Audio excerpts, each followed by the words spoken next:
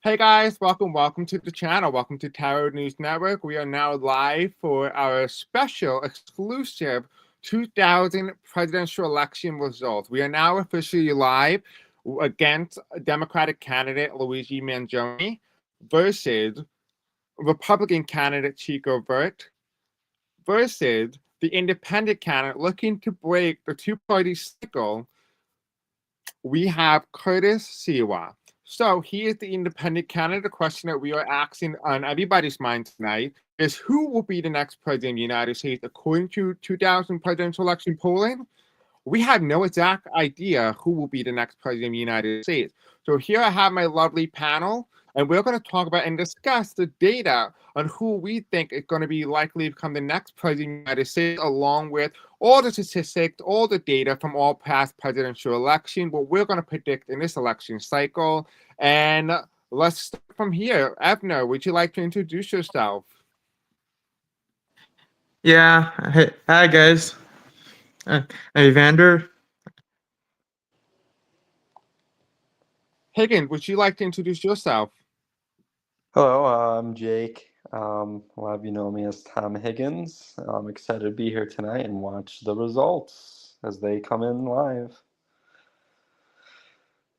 And we have none other than the Republican candidate, Chico Vert. Would you like to introduce yourself? You are tonight's candidate against me, who is running as Luigi Mangione. Would you like to introduce yourself? Obviously, hi guys, hi all the panel. I'm Chico Vert, and I'm excited to be here. And I'm wishing good luck to our Chris or Luigi Mangione, and wish all the best for this election. Well, thank you. We're so happy to have you here on the Tarot News Network channel. I'm so happy to have you guys. So let's talk about some of the results. Let's go over some of the swing states here as listed on this exclusive results map. If you are watching here at night, this is where you're only going to find 2000 exclusive presidential election results. You will not find this result on the server anywhere. You will only find it live as the results come in. We have our first swing state of Kentucky with 8 electoral votes. That's going to be a hotly contested one. This should hopefully tell us how the election is going. We're also going to take a look at the swing state of North Carolina, Connecticut, Massachusetts, Texas, Pennsylvania, New York, Rhode Island, Missouri, West Virginia, New Mexico, and Hawaii, all of which are the 2000 swing state in this presidential election cycle. So, what do you guys think the election is going to go? And specifically, do you believe that the national popular vote is going to match more in line with how the swing states are going to vote in this election cycle? Or you think the swing states might end up breaking away from the national popular vote? Would somebody like to take a step forward and tell me what your thoughts are on this? Sure, yeah. I think with three candidates in the race, it's really going to complicate a lot of these numbers in terms of not just the Electoral College, but also the popular vote. Because I think that even if I'm just saying an example here, let's say if Maggione wins, he might not be guaranteed the popular vote because you have strong candidates in Silwa and Vert who are taking votes away from him. So I do think that there is, that there could be a somewhat of a, difference in terms of the popular vote and the electoral vote, but I do think it will just be um, relatively similar to who the winner actually ends up being. But we'll find out here shortly. I, I would, I would say it will be like 1992 election 2.0. Although I'm afraid that it will be much close. I'm afraid it will be turned into House and the Senate. That that's my concern. That in this election. For me, I think the election is gonna be very close, and yes, I am I'm seeing that Curtis Silwa is taking votes away from me, and that concerns me. So we'll see how is developing during this vote journey. And Mangione, I think Luigi is going to win, but I don't. But we don't know. We don't know until the results are in. So we'll see.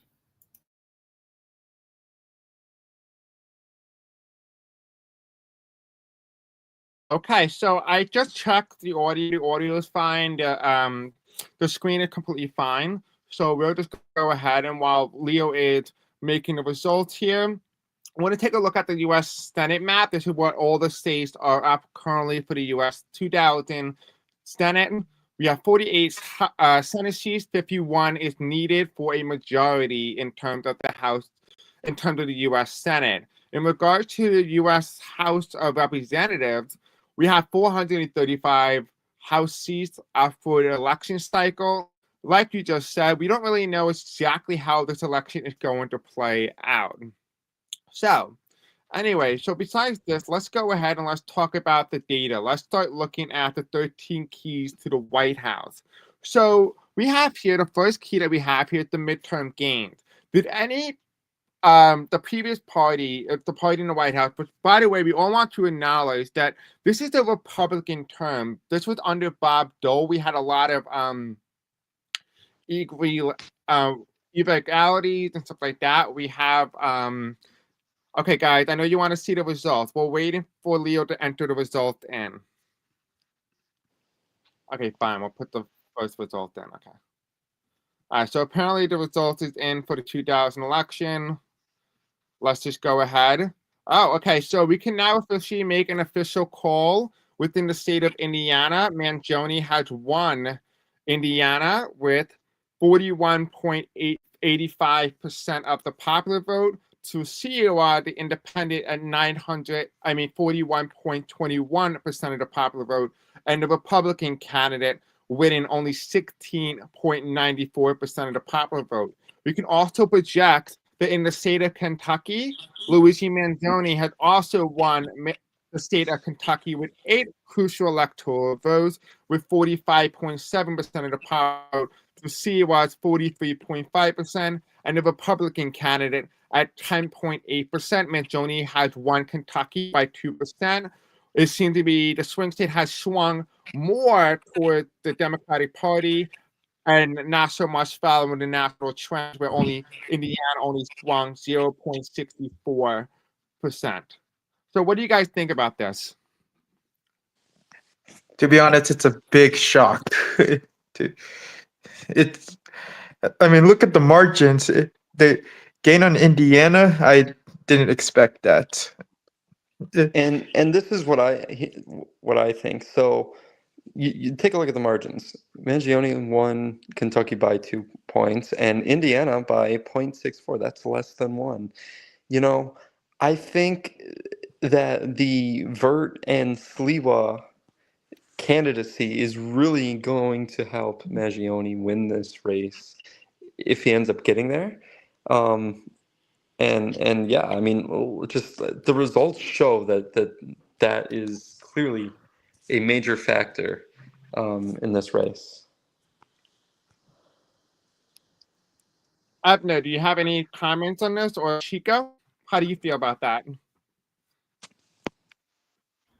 Well, as I said, I think that Silwa and I and we are we're facing towards the same electorate, so I think that will help Mangione to win. That's my appreciation on that point.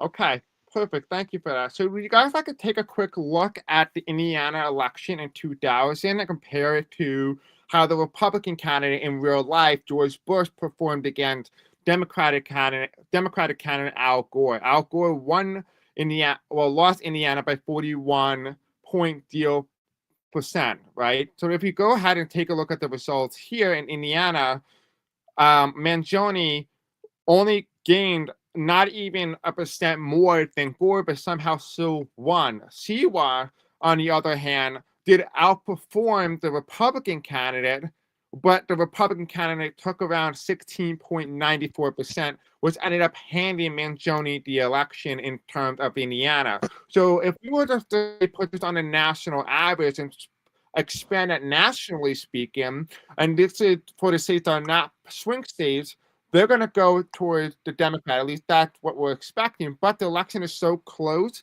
even in the state of Indiana, where the Democrat Mangione only improved very minorly, to the point that maybe the election is going to look very similar to 2000, with maybe some states going towards the Democrats that otherwise many may have not expected. What do you guys think about this?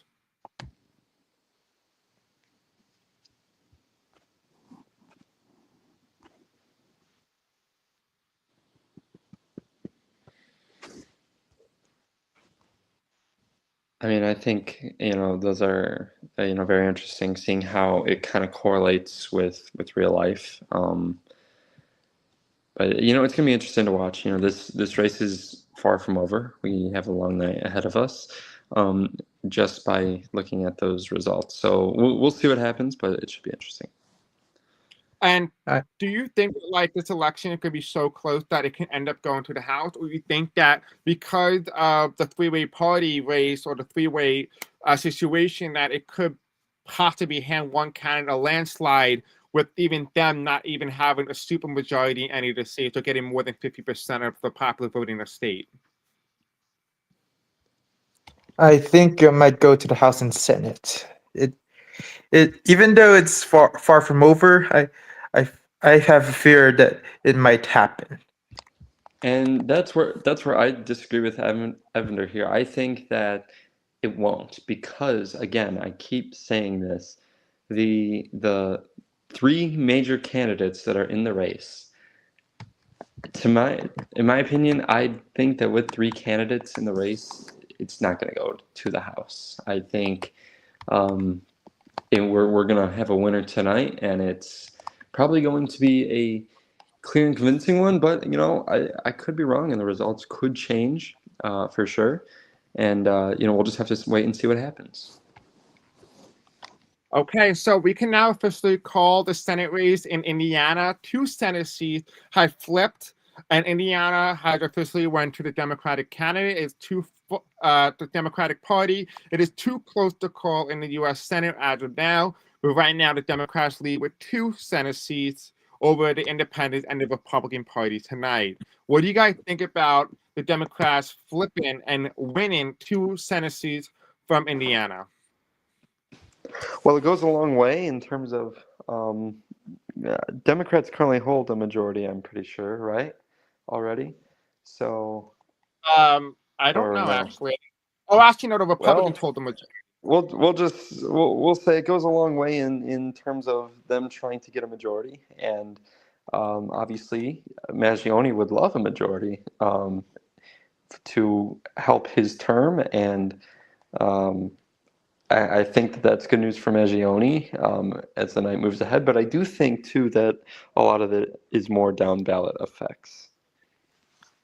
I can agree with that. It might it might be good news for Luigi, but if it wins for the independent, I don't know what will happen.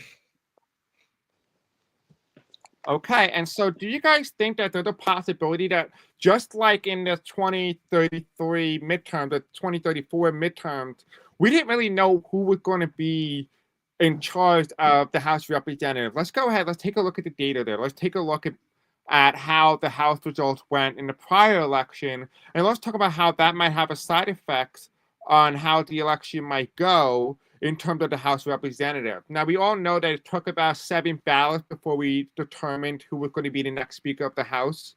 We, in this instance here, if just say, for example, the election was contested and it had to go to the House, but the House was so narrowly close, like 218 to 217, we may not actually know who will be the next president as of tonight. Do you think that this is a plausibility, that a possibility, just like the 2034 House of Representatives midterm election may repeat again? Do you think that is a high probability or low probability? think there's a decent chance of it. I mean, I don't know how likely it is, but I think that there's a chance that that could happen. I can say the same as well. This it might it might go right now, but if this happens again, I don't know what America's future will come. It might be very uncertain. Well, I think it could happen. It could happen, yeah, but I don't think so. I think Democrats are gonna win the House, but the presidential election is going to be close, and probably Mangione wouldn't achieve the majority. So the election would be gonna to the House. So I don't know. Okay, so we have some more calls to make. Out of the second batch of poll closing, we have South Carolina has been officially called to Mangione, who won 44.8% of the popular vote. To independent Silwa with 34.9% of the popular vote. Mangione flipped this state by 10 percentage points. Mangione also won Vermont by 51.7%. Mangione won this state by 10 points. In the state of Virginia, we also have here Mangione won by 47.1% over Silwa, which got 38.4%. And Mangione won Virginia by over 9 percentage points. That is also another flip from the Republican Party to the Democratic column. What do you guys think about this and how the national race is starting to shape up? You can see here in the national popular vote, Mangione leads with 45.2% of the popular vote, with Curtis Silwa, the independent, overperforming, the best performance we've seen for any independent party candidate since Ross Perot in 1992. With 39.6% of the popular vote, and Chico Vert, the Republican Party candidate, only getting roughly around 15.2%. Now, keep in mind as well, this was Bob's third presidential term. This is a repudiation on the Republican Party. Do you guys agree or disagree that this is a repudiation against the Republican Party in power? Do you guys agree or disagree that the constant chaos from we have Bob Dole as president, who ended up stepping down because he was considered sleepy Dole, and to having Doron Mamdani, the Democratic vice president, to assume the role of the presidency, to only end up holding the role for less than a year and end up stepping down and handing over the reign to the current or future vice president, Jeb Bush, who ended up becoming president temporarily to help with the transition process to the next president. What do you guys think about that? Do you think that affects how American people are voting?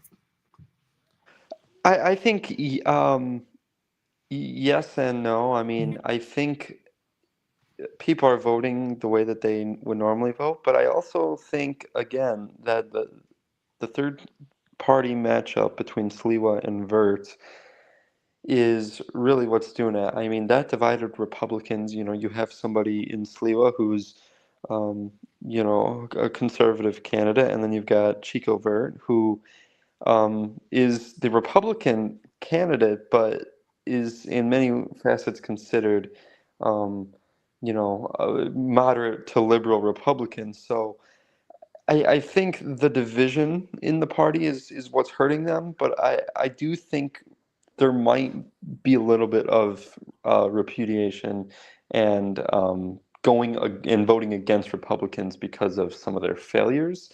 That could be, but again, I think it's mostly just the vote splitting, honestly. Okay, I'm I, just going to interrupt temporarily one time. Sorry, Ebner. We can now officially make a projection in Virginia, South Carolina, and Vermont Senate races. The Democratic Party has gained 8 Senate seats, 2 Independent and 0 Republican. You can go ahead. so I was about to say that it this election is kind of like the 1948 general election, it's like the underdog election. The the polls may favor the independent candidate, but for now it's all in the Democrats right now. But especially in the Senate, which is a shock to see that flip 3 other seats. I, I, it for now it might be for now it might go into the Democratic side, but we'll see how it ends. That's all that matters. Right. And so this is the Yeah, 2000 presidential polling for since October 2026.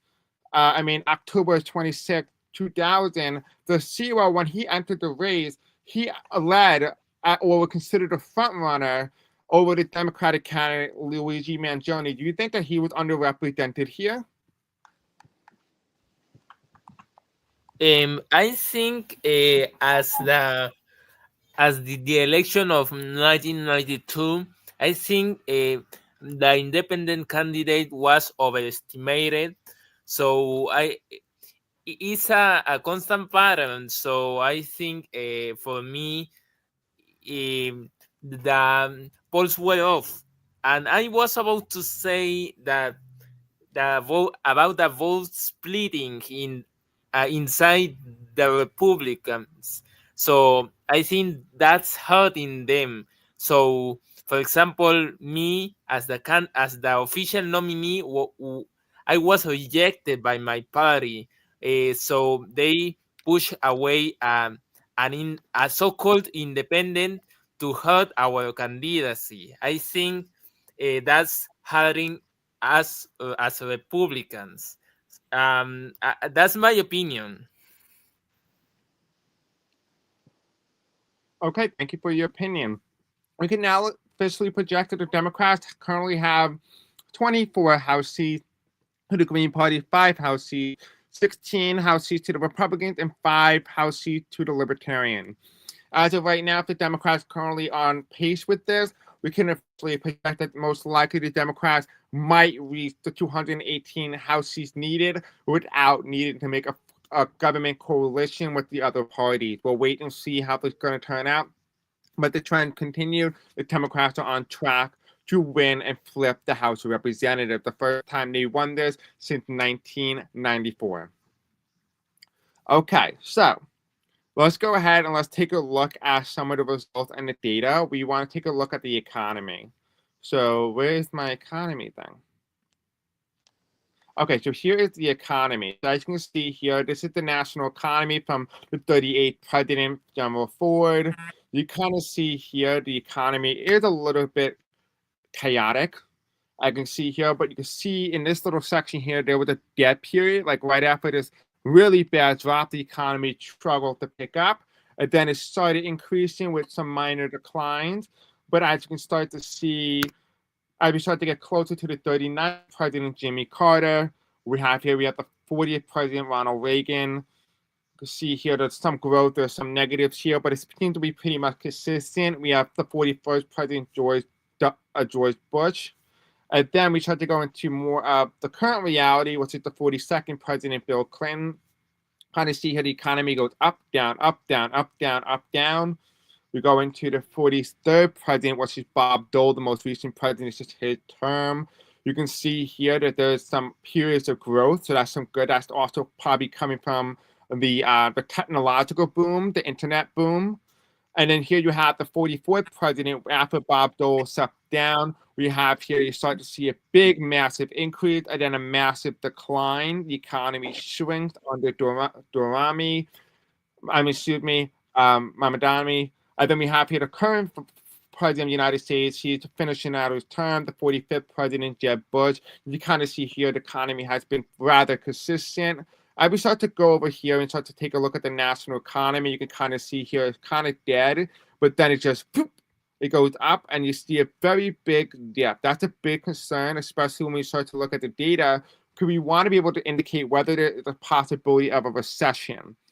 So you can kind of see in the past couple presidents here from 1993 with Clinton, on average, the economy declined by 6.35%. He ended up leaving office in 1997. Bob Dole went in, the economy took a massive, massive uptick. And then when Mamdani went into office, the economy practically crashed. And Jeb Bush ended up, holding on. He's the current president. He will be leaving in 2001, but the economy ticked down by only 0.80%. He increased the growth So that is a great sign. But because the decline on average was the highest for Jeb Bush, it is indicating that if this continues with the next president of the United States, it could indicate a possible recession. What do you guys think about this data?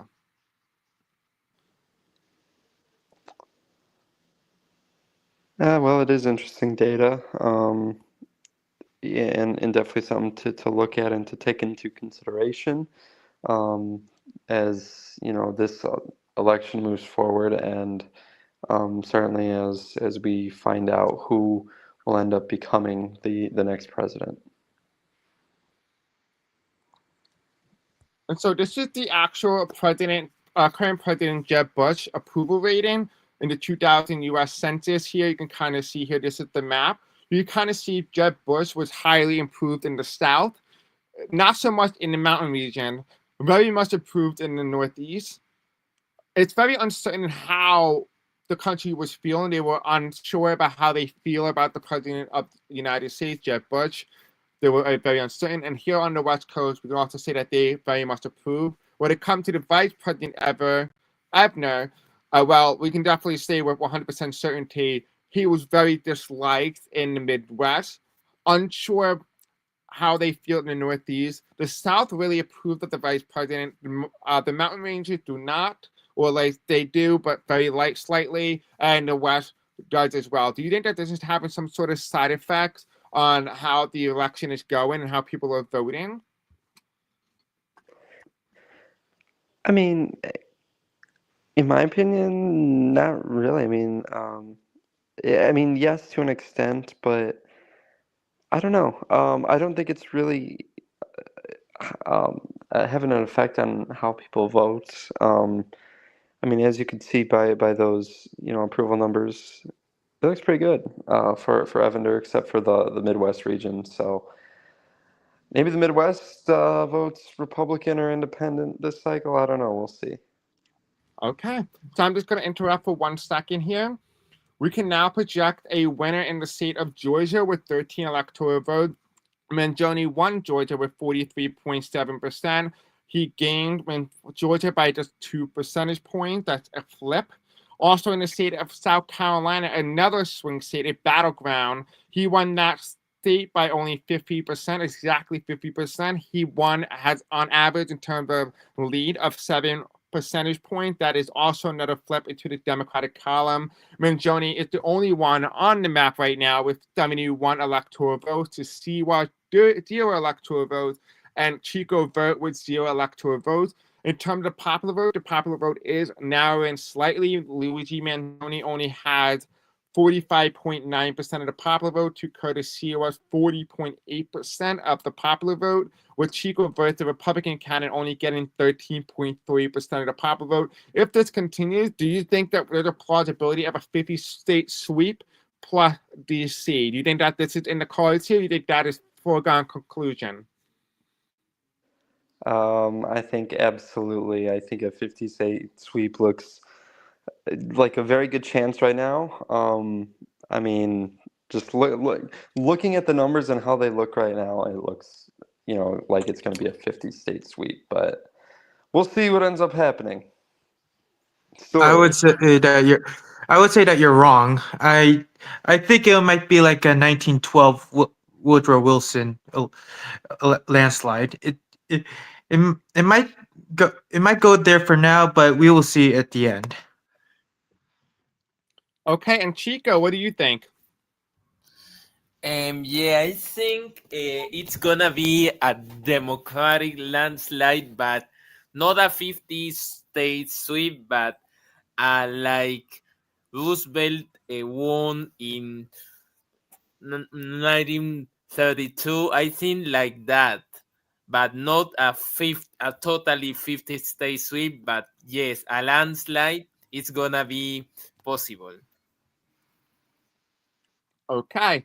And so going back into the data here, when we start to take a look at let's actually take a look at the 2000 election again. Let's go ahead and take a look at another state. Let's take a look at Vermont, because right now Vermont was actually pretty close, at least for Gore.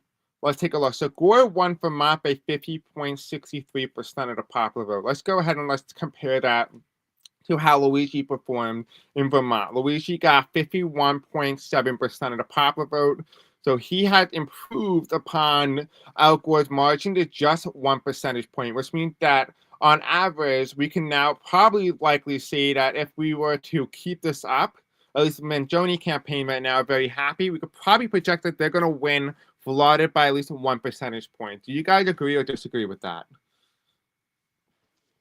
I'd say that's fair. I agree.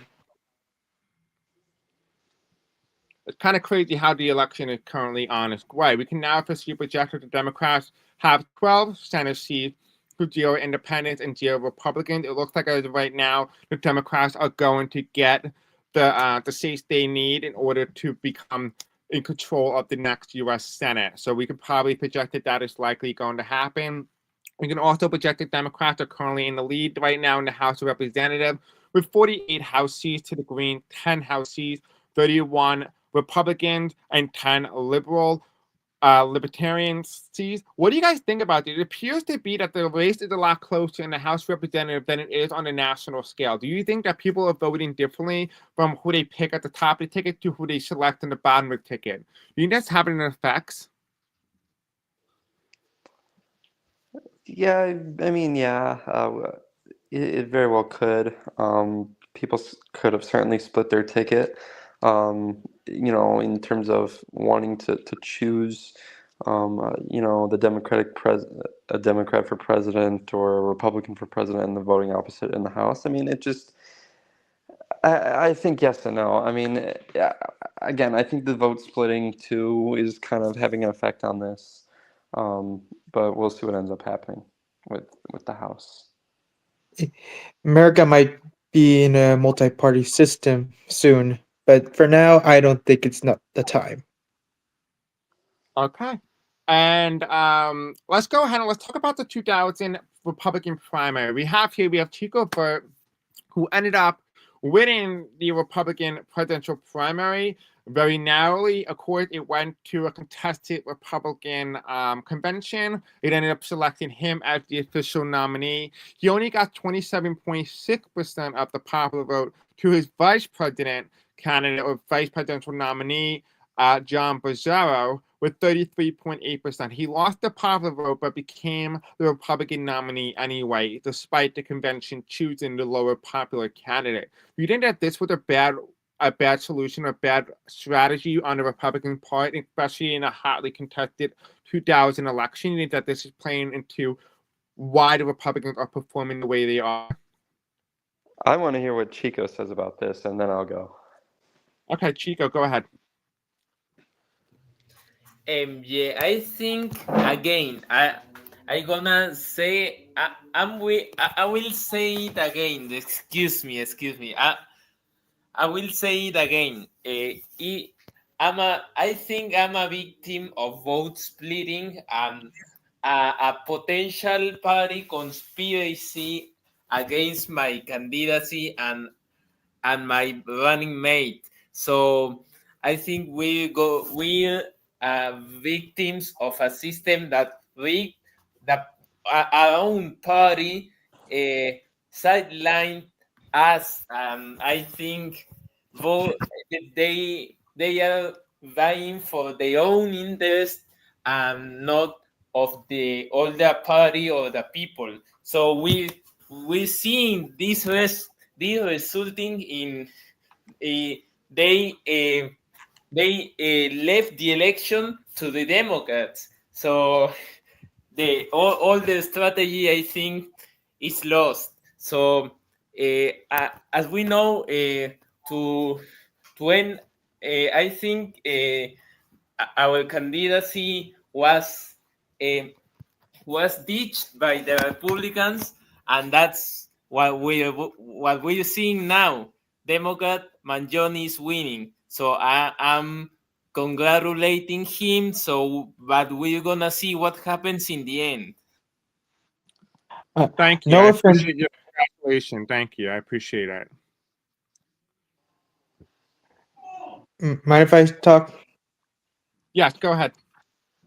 No offense to you, Vert, but I would say the Republicans might pick you as a bad decision. No offense, but uh, if they pick Be, Bennett is that instead of you, I I think the splitting wouldn't happen. And I kind of agree with Evander here. What I think is that, yes, again, this is not a knock on you, Bert, but I think you were kind of a bad candidate for the Republicans. I mean, you're more of a liberal Republican. I mean, when do Republicans choose a liberal Republican to be the nominee for vice president? You know, or for president, not vice president. You know, that just doesn't happen. So I think that that hurt your candidacy in terms of getting conservatives out to vote, and um, made conservatives ultimately go heavily towards the more conservative candidate Curtis Sliwa instead of you. Yes, I agree with you all because the Republicans see me as a dangerous socialist because of my left-leaning economical views, but also I am a conservative in social issues. But I think the Republican establishment didn't matter that and choose their own so-called independent candidate as Curtis Silwa, as he is more friendly to these Republican elites and establishment. So the RNC, I think, pick him to represent them at the election. We are seeing the results of that. Even though the faction died down, I think you're the last of the Rockefeller Republicans. Okay, so we are going to move on. We do have another batch of 12 states reporting. So we are going to officially go there. Okay. So now we're going to officially report that Silwa has won 2 states of the night. So he has ended Mangione ability to get a 50-state sweep, but he did win the state of Kansas and Oklahoma. Let's go ahead. Let's take a look at those results. So Silwa was able to flip Kansas narrowly, but he was able to win that state by 3 percentage points. This is the first time an independent candidate had won a U.S. state since, I think, 1964 with Goldwater, if I'm correct. You guys correct me if I'm wrong on that. But we can now officially project that Silwa has gained Kansas, has flipped Kansas from the Republican Party. It's a game for the independent campaign. In terms of the state of Oklahoma, with 8 electoral votes, it's very close as well. Silwa won this seat by 1.9%. That is also a flip from the Republican Party. Now let's go ahead. Let's take a look at some of the results that Luigi Mangione has won. In the state of Alabama, that's a flip for Mangione. He was able to win that with 44.8% to the independent candidate, Silwa with 36.2%. Mangione won the state. This is a flip with 9 percentage points.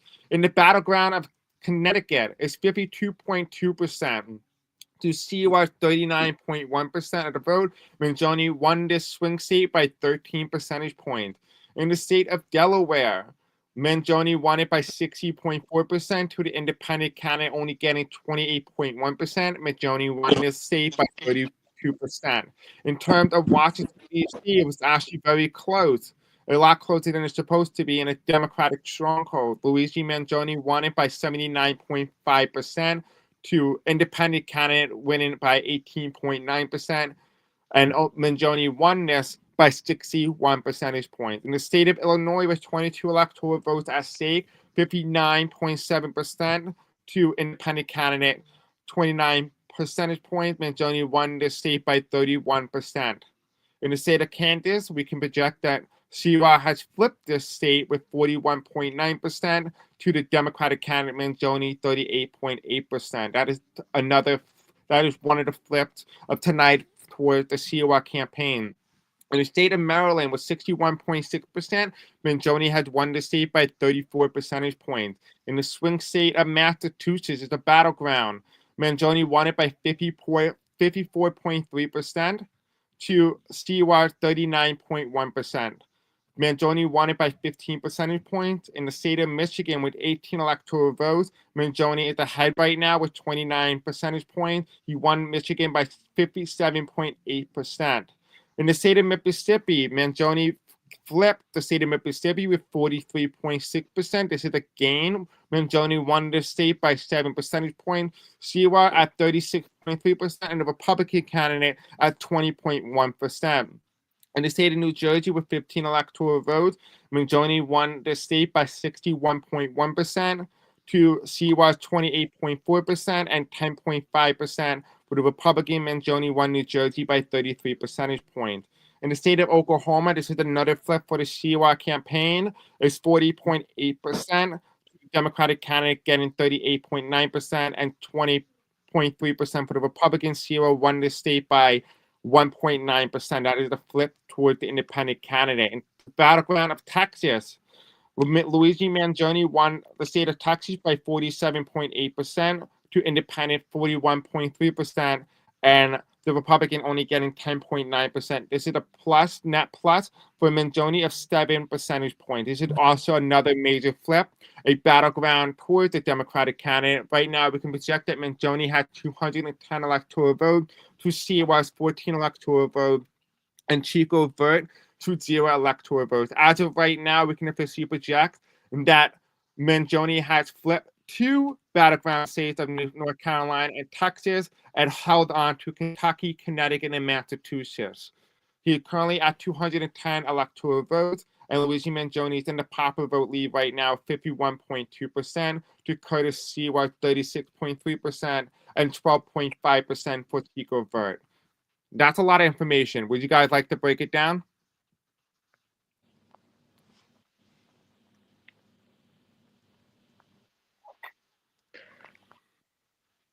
That was quite a bit. Again, just goes to show what the electorate is tonight. I mean, the fact that Mangione, there's still a ton of states left, but Mangione is at this rate at 60 electoral votes away from winning at this point in the elections is crazy to me. I mean, it's just wild. And again, goes to show how split the Republican electorate was, and yeah, that's really all I gotta say. Yeah, this is definitely like 1912. This might be a Democrat landslide. It'll soon come. And Chico, how are you feeling right now with this campaign right now? How do you feel about the result, especially as the head of the Republican Party right now? How do you feel especially about the result? Are you surprised, or is this what you expected, especially what happened with the backlash of Republican candidate Bob Dole? Yeah, I think it was expected because, Republicans were divided. They reject my candidacy, and so they are the results that I expected. Also, Republicans now were marked by many scandals of Bob Dole. So we think. It's the most reasonable scenario. And by the way, your candidacy of Luigi Mangione, I think he was the favorite. He was going to win by a wide margin, I think, and these results are only confirming that. Yeah, I'm gonna add a little more here. So again, I think again, this is not a knock on you, Vert, but I think you really split the Republican electorate, mostly because of the fact that Silwa is the more conservative candidate and he's an independent. So I think that is a major attribution to your loss. And in fact, I don't think the Republican Party is going to get any electoral votes in this election. I mean, they could. There's still a lot of states left, but I think honestly, you really hurt the Republican ticket, and I think that there's a lot of Republicans watching this right now and throughout the country that are kind of agreeing with this statement. That you kind of brought their ticket down, and obviously you were not able to execute for their ideals. So let's go ahead and let's talk about the Democratic primary. We know, as we all know, the 2000 Democratic primary was pretty contested. Luigi Mangione only really won the Democratic primary in terms of the popular vote by only roughly around like 8 percentage points, give or take a few. But Luigi Mangione only ran on one campaign issue, and the campaign issue that he ran on was locking Eleanor Templeton up in prison. He ran on and he won the Democratic primary. Yes, the primary was close, but yet he still got enough significant support from the Democratic primary on running on the basis of locking Eleanor Templeton up in jail. And although he had transitioned that into more of a broader election, he realized that leaving from the Democratic primary, campaign on just locking up somebody up in jail isn't really going to sell well electorally, especially when speaking to the broader American public. So he had to obviously include many other campaign tactics, but he still never backed down. He never flip-flopped from saying that he was going to lock Eleanor Templeton up. He solidified that Democratic base. He got that out. What do you guys think about that, especially for the first time ever a Democratic candidate was able to campaign and win the Democratic primary, yes, narrowly, but able to win the Democratic primary on the sole basis of locking Eleanor Templeton up? Well, I think it goes to show how much the Democratic Party, and I think honestly too, the entire Leo Paradox server doesn't like Eleanor Templeton. I think Eleanor Templeton is watching this stream tonight, and I think Eleanor Templeton is scared because she knows that she's going to be locked up and that she's going to be kicked out of the Democratic Party and that she probably won't be accepted into the Republican Party, into the Green Party, into the Libertarian Party.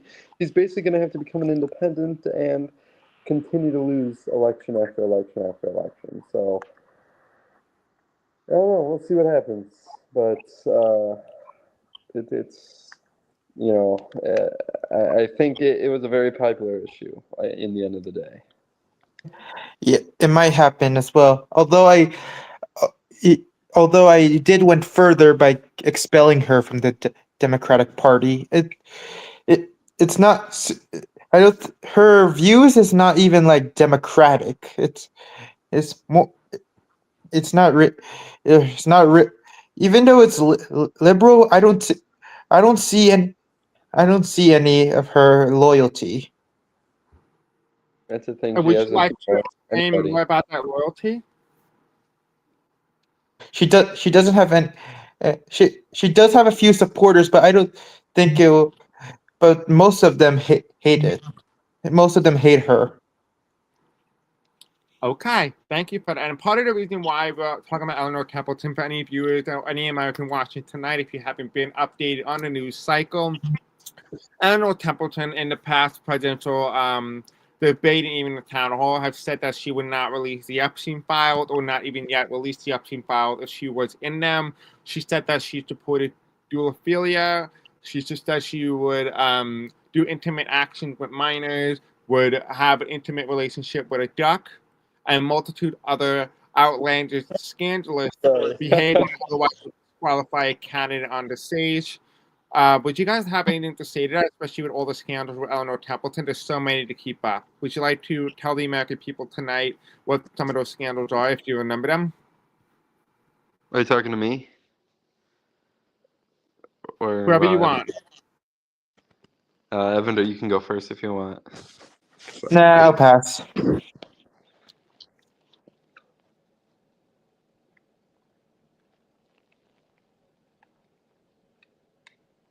Evander, I said you can go first if you would like. I think you said no. Yeah, I said no. Oh, no? They said yeah. So yeah, I think I know Eleanor has quite a few scandals. There's quite a few things that Eleanor Templeton has done, like saying she wanted a 1 cent tax on billionaires. That is a big scandal. Who wants only a 1 cent tax on the rich and the super wealthy if you're not going to continue to sell the American people out to your rich friends, which is exactly what Eleanor Templeton was planning on doing, but of course, she lies and denies that because that's what Eleanor Templeton does. It could go on, but let's just talk more about this election and less about Eleanor Templeton.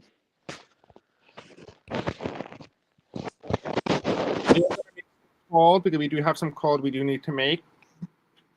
In the U.S. House, 2000 House of Representatives right now, we can currently project that Democrats are in the lead right now with 70 House seats to the Green Party's 15 House seats, 46 House seats to the Republican Party, and 15 House seats to the Libertarian.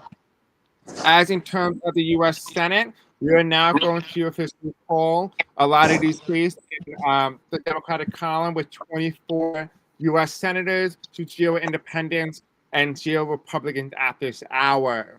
It's too early to call who is going to win the U.S. Senate, but I think we can have a clear understanding that the Democrats are likely to flip the U.S. Senate by a large supermajority. I think a lot of Democrats are happy tonight with that. So that means that the Democratic candidate is going to have a mandate. Now, we do have some results here, so we are going to quickly go over some of this result. So for the next batch of poll closing, we can now officially say that in the state of Maine, with 2 electoral votes, the Maine at large, Luigi Mangione has won with 50.6% of the popular vote.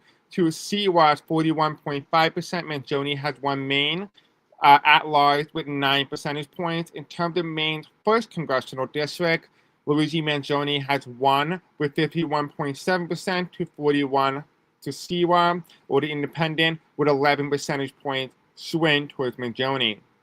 In terms of Maine's second congressional district, Luigi Mangione was at 49.3% to the independent candidate at 42 percentage points, with Mangione winning this congressional district with 7 points, which means that Luigi Mangione has won the entirety of the state of Maine. In terms of the battleground or the swing state of Pennsylvania, Mangione won Pennsylvania with 52.2% to 43.5%, and the Republican candidate only getting his smallest margin tonight at 4.3%, with Mangione winning the state of Pennsylvania crucial battleground of 9 percentage points.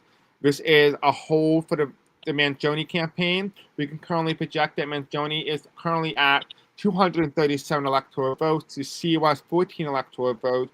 Mangione leads in the popular vote with 51.3%.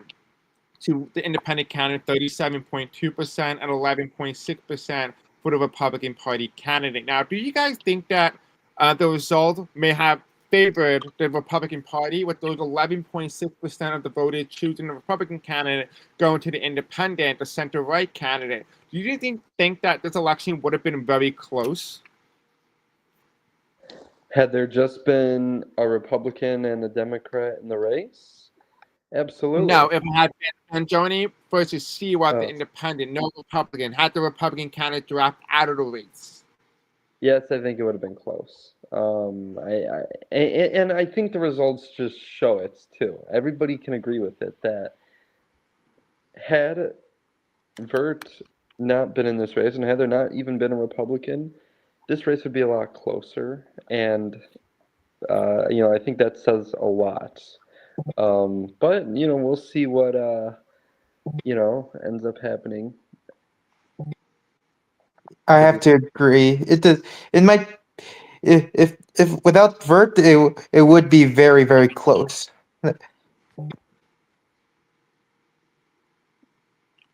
And do you think that, Chico Vert be considering himself as a center-left candidate for the Republican Party? Do you think that in any chance that a lot of Democrats cross over to the Republican Party? Because we're going to get the exit poll soon, and I'm curious to see if any Democrats crossed over to vote for the Republican Party, because, quote unquote, considering himself as center-left. If any Democrats cross over to the Republican Party, I don't really know. I don't think it's going to be a large percent of the Democratic electorate, but I don't know. I think that could be will be very interesting to see. But I don't really see that. I think they would more. I think some would probably vote independent over voting Republican, just because Democrats tend to not agree with Republicans. So, And do you think that this is the worst performance for a Republican? Because the last prior election that we hey, no held on doubt. the Republican only got 99 electoral votes. Had the swing state sided with the Republican candidate, it would have been a very close race, but the Republican candidate getting 264 electoral votes. Instead, it was a wipeout for the Democratic Party. Do you think there was a failure in terms of excitement or enthusiasm for the Republican candidate? Oh, no doubt.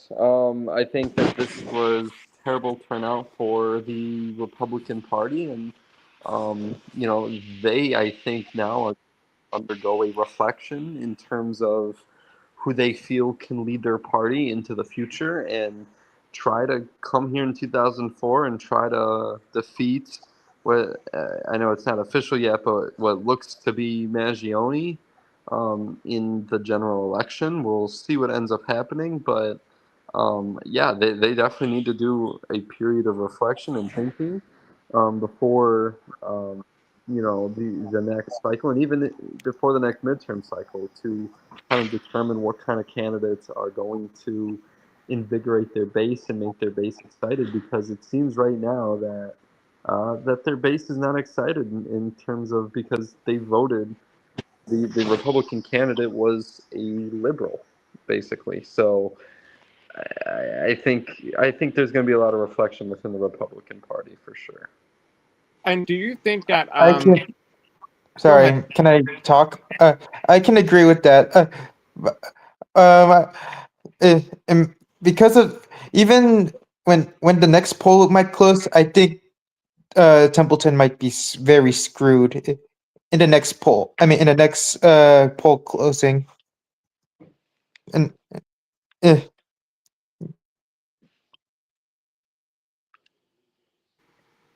Would you like to say why? Is it something in particular why Eleanor Templeton would be on her teeth right now cheering at this election results? yeah, it might. It will be very. It would be 100% possibility will be locked. Templeton will be locked in jail. It's And when it comes to the broader public, let's take a look at the American poll right now. We have a poll out with the American people a couple of days ago asking the American people where do they decide on whether or not they decide whether or not they agree with the fact that with the they want to know from Tower News Network. Our network wanted to know where do the people stand on the issue of locking Eleanor Templeton up? Do they agree with Luigi Mangione's campaign with the primary saying that he's going to lock up Eleanor Templeton or not? So here's the data. Here's the results.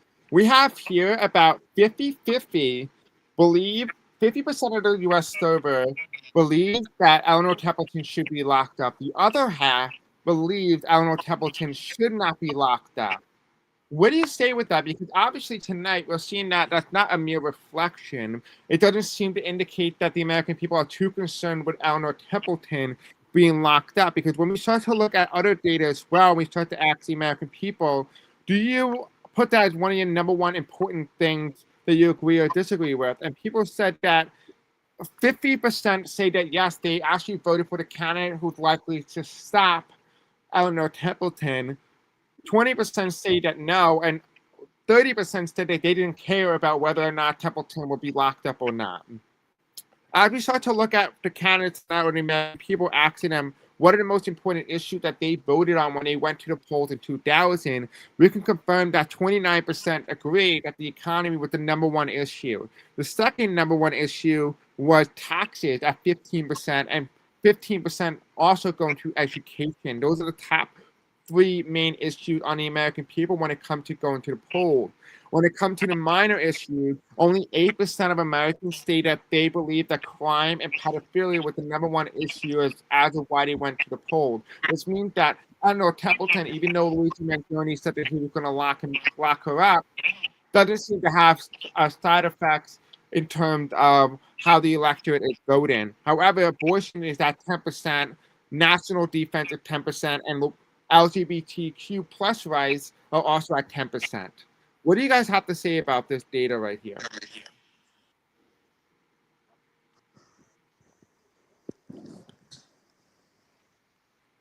I mean, it just shows what the American electorate thinks right now, and clearly they have, um, priorities, and they are, voting the way that they think will, as to who will best, do those priorities for them as president. And so, as of right now, the Silwa campaign, Curtis Silwa campaign, is very silent on how the election is currently going on tonight. They are very silent. They were telling the media to release the results as soon as possible, to not stop counting, to continue counting the results. Apparently, according to one of the comments, we can now confirm that Riley Reid, who is playing as Curtis Silwa, may have conceded the race. However, Luis Mangione had not received any confirmation from the Silwa campaign on conceding the election. He still very much believes that he still had a foot in the race. However, at this hour, we can project the Democrats in the 2000 House of Representatives have 92 House seats to the Green Party, 19, 60 House seats to the Republicans, and 19 Libertarians House seats. Now, as we go to the U.S. Senate seat here in terms of the map or the result, we can now project the Democrats currently hold 26 U.S. senators, 0 independents, and 0 Republicans at this hour. Let's head into the presidential election. We are still waiting results in the presidential election results, which is perfectly fine. So I do want to ask you guys, when we start to look at the results here and look at all the things that the American people are worried about and how they voted, why they voted, let's ask the question here. The American people chose, or as of right now, voting for Mangione. Although Mangione is not winning by an overwhelming amount, it's enough to be able to put him in the edge in many states, as you can see here on the map right now. Do you think that in some scenario that there's a plausibility that Mangione can get over 400 electoral votes? Pull up the electoral map. Let's see it right now. I think there will be.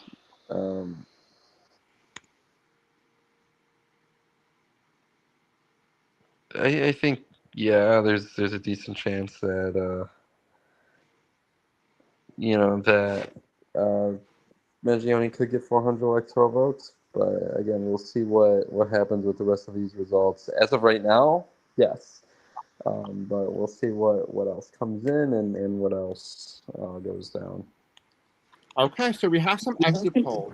The 2000 exit poll. Right now, we can say that Democrats, only 67% of Democrats voted Mangione.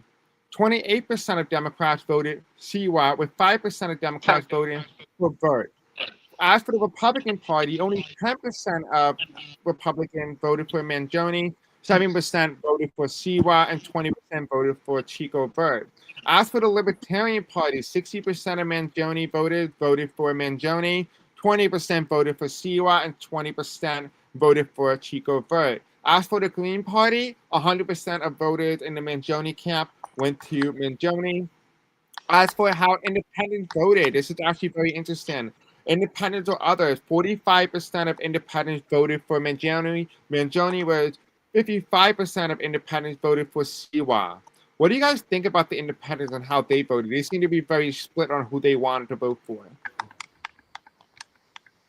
Well, again, I think that goes to show about the split ticket voting and how that has really hurt both campaigns, including the Silwa campaign, who had a lot of momentum on their side and seemed to have a lot of momentum on their side. I think it really hurt the Silwa campaign, considering Silwa was the actual true conservative in the race, other than Chico Vert.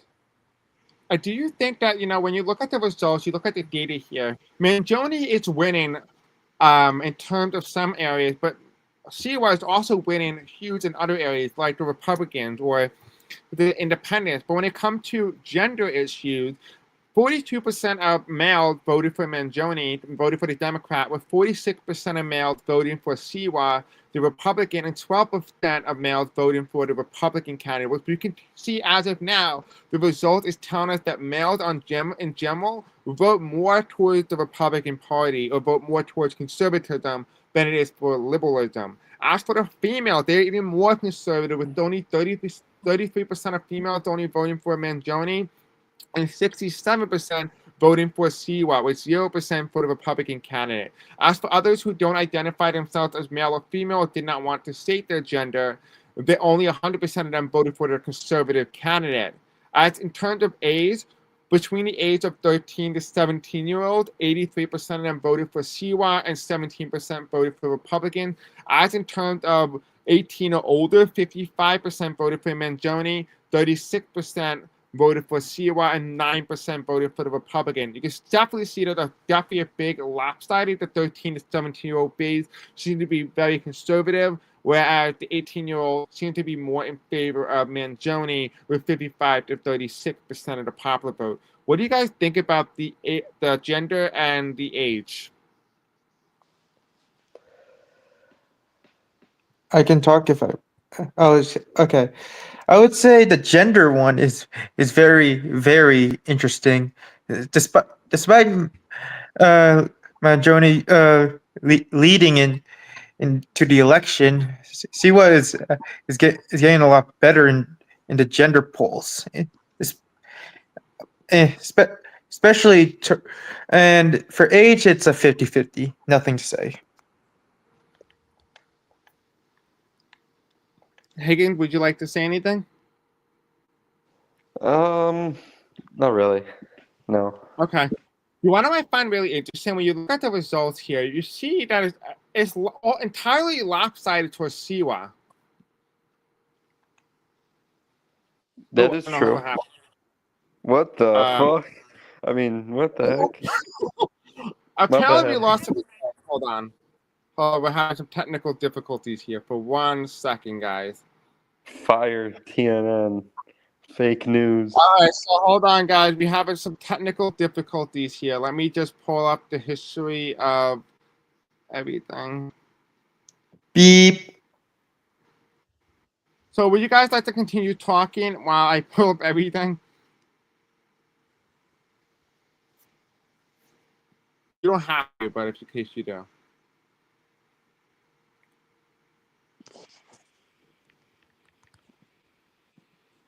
All right, so we have all the results here. So let me just pull it back up on the screen. I do apologize for the hiccup, guys. Oh, okay. Remove that. Stop screen, air screen. This never happened before, but the problem is I have one tab too closed on one side. And my fault. All right, are we back, guys? Yep. Okay, perfect. Thank you.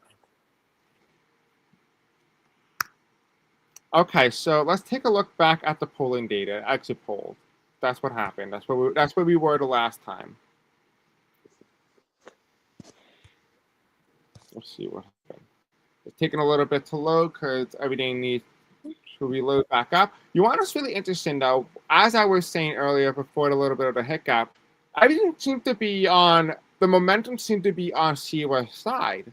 Even heterosexual, those who identify themselves as straight, 83% of them voted for Silwa, and 17% voted for Vert. Then that seemed to be the conservative group. As for the libertarian or the liberal group, the Democrat group, for those who identify themselves as LGBTQ+, 55% of them voted for Luigi Mangione, and 36% voted for Silwa, and 9% voted for Vert. I find it really interesting when you start to look at the margins here. The margins seem to be favoring all the categories seem to be favoring Silwa, but it wasn't enough to give him the election. Do you think that it's possible that maybe Silwa isn't underperforming, possibly the election isn't suitable for an independent candidate? I don't think it's necessarily that. I mean, yeah, I understand how that conclusion could be made, but I don't think that really is a factor. I think really all it is the fact that, you know, uh, you had a vote splitter with Chico Vert. Um, yeah, that's really all I gotta say. Yeah, I agree with that. I agree with that. I And don't really think that there's any reluctance for the independent. I think it's again just I think had it just been an independent versus uh, Democrat race, I think it would be a lot closer than it is right now. And do you think that, like, okay, with that being said, do you think it's possible that if we were to say pull up the YAM map or do a simulation of what that could possibly look like, do you think that that might also work as well? And to see Perhaps, how yeah. it might have looked had Luigi Mangione underperformed or Chico Vert, who really just was out of the race entirely, how that election might go? Yeah, perhaps. I think that would be a cool thing to see. Okay, so let's go ahead. Let's take it in. We're going to go into our map simulator.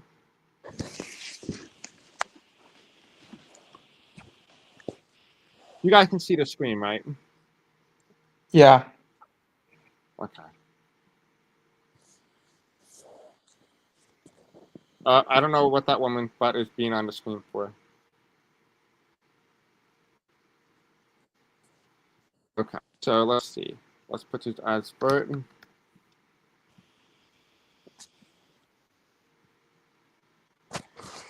Jenny.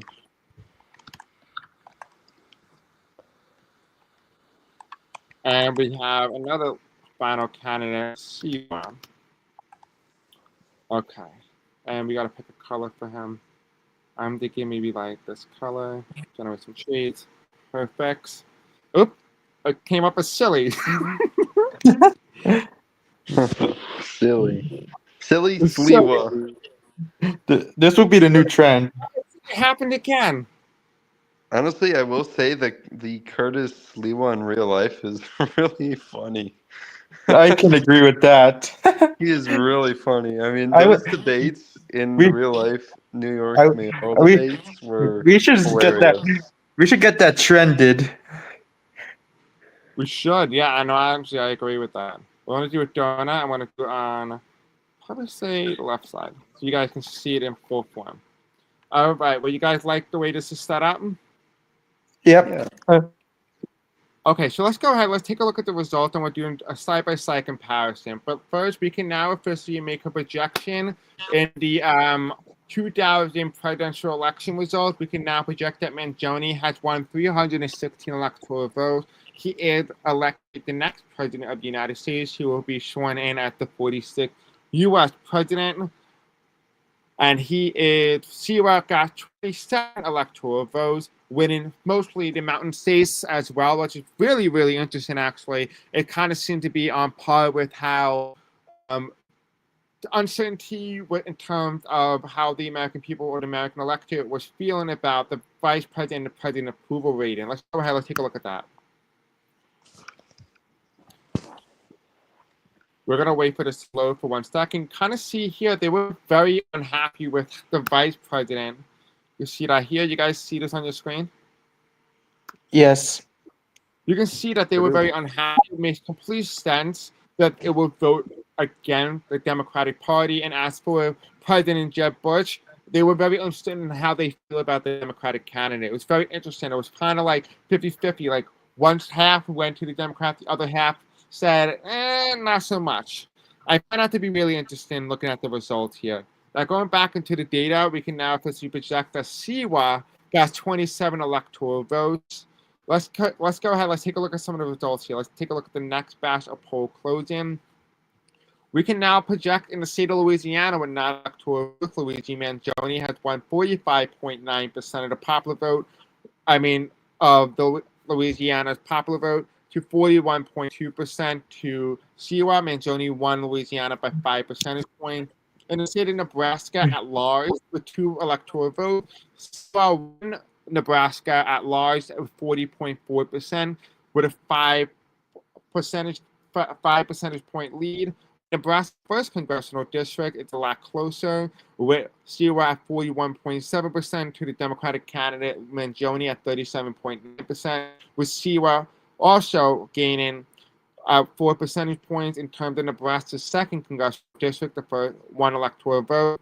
Mangione flipped Nebraska's second congressional district and wins it by 42.1% to Silwa 37.9%, with Mangione winning with 4 percentage points. That is a flip for the Mangione campaign in terms of Nebraska's third congressional district. 41.5% of the popular vote go in Nebraska's second congressional district go to Silwa with 9 percentage points, with actually the Republican actually taking the second lead here with 32.4%. In terms of the battleground of the swing state of New York, with 33 electoral votes at stake, 54.3% go to Mangione and 41.3% go to Silwa. Mangione wins New York by 13 percentage points. In terms of North Dakota, Silwa wins North Dakota by 45.5%, and Mangione at 30.7% of the popular vote. Silwa flips North Dakota with 15 percentage point lead. In terms of the state of Ohio, with 21 electoral votes at stake, Mangione wins Ohio by 47.9% to Silwa's 41.3%, with Mangione at 7 percentage points.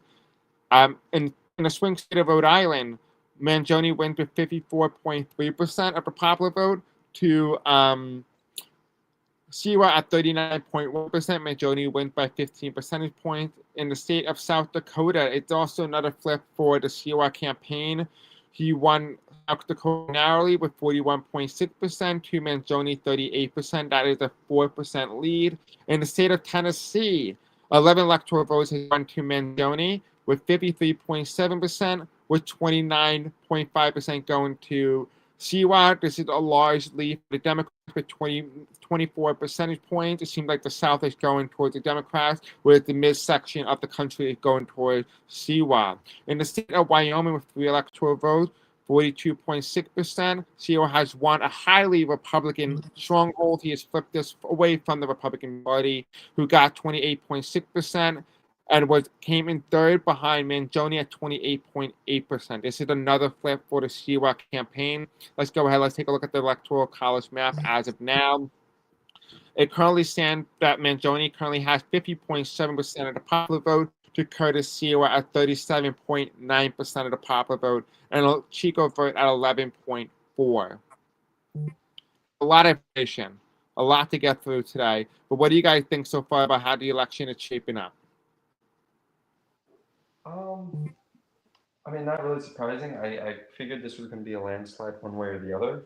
So I'm not really all that surprised. I'm not surprised the Democrat, Luigi Mangione, has now won because I think it makes sense considering where the Republican Party is at in terms of, again, having another option with Silwa as the independent.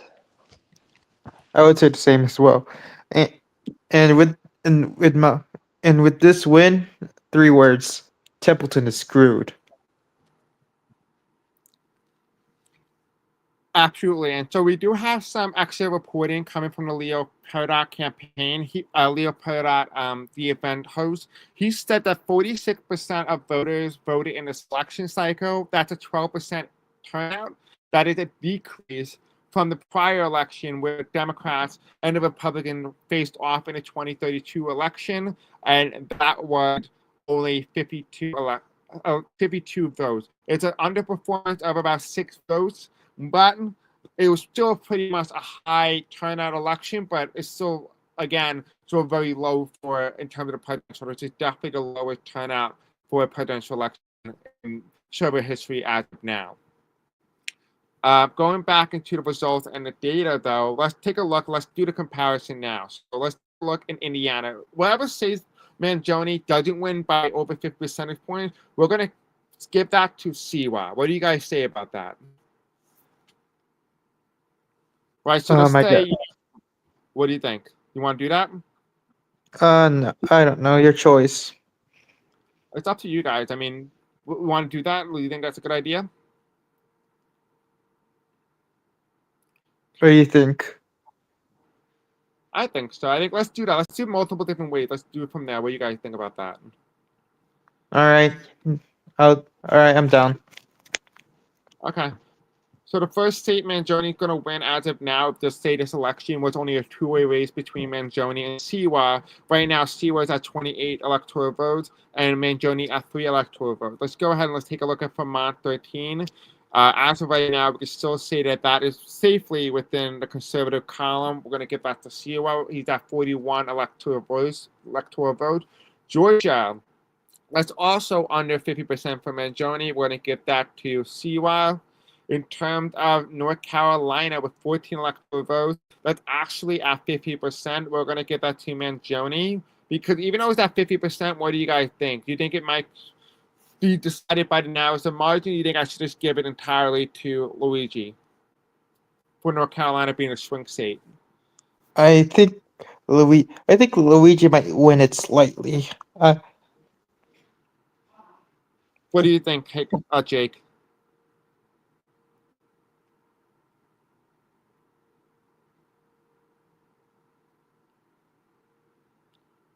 I think he's gone for a minute. I think he went to go do something, so I'm just going to keep continuing, and we can always ask him later. I think it would be close. Sorry, I didn't realize I was muted.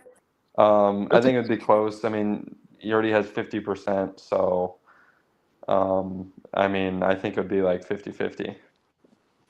Okay, so who do you think will win? Do you think I should just leave it as toss-up for right now? Yeah, put it as toss-up. I agree. I will leave it as toss-up. It's probably the better idea anyway.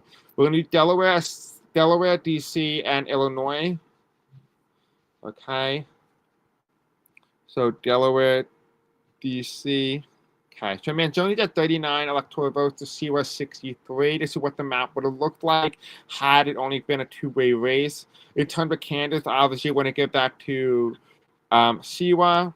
We're going to actually give him this whole strip here with the exception of Nebraska's second because we don't know how that might have voted quite yet. We got to see if he's at 50. So we have Maryland here. So Maryland, yep. Massachusetts, yep. And Michigan. And I think I saw one other state. Oh, Michigan might.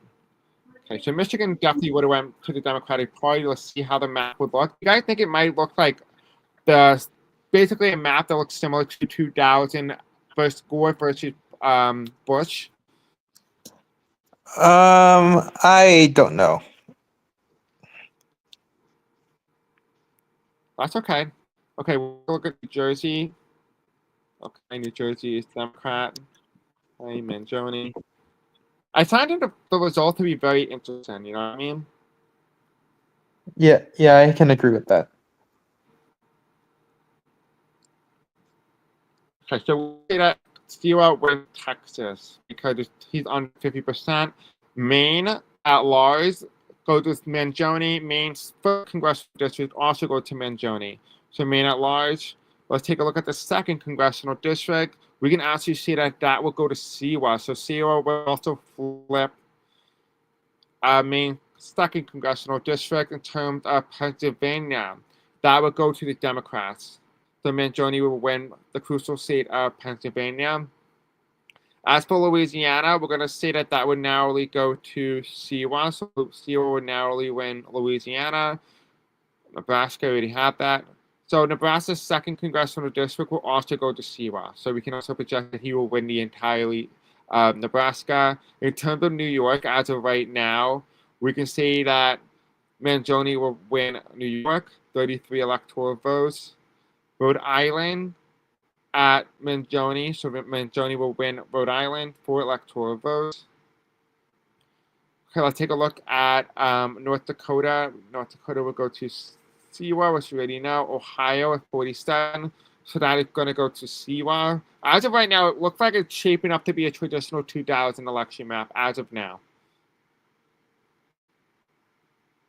But okay, South Dakota and Wyoming will go to Silwa as per usual. The only state that will defy the way 2000 goes would be actually the state of Tennessee.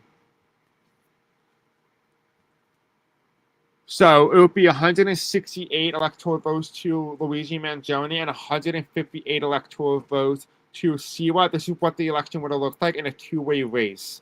What do you guys think about the map so far as we wait more results? It makes sense, and that's why I think a two-way race was, a lot better for anybody who was anti-Mangione, because and it proves it. I mean, anybody who was anti-Mangione, would have had a better shot in a two-way race, but can't change that now. It would be interesting. It would be interesting. It would be exactly like 2000. Instead of Florida deciding Gore or Bush, it will be North Carolina. Yeah, you're right, actually.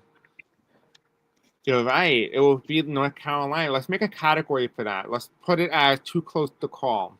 What color do you guys think we should do for too close to call? Purple.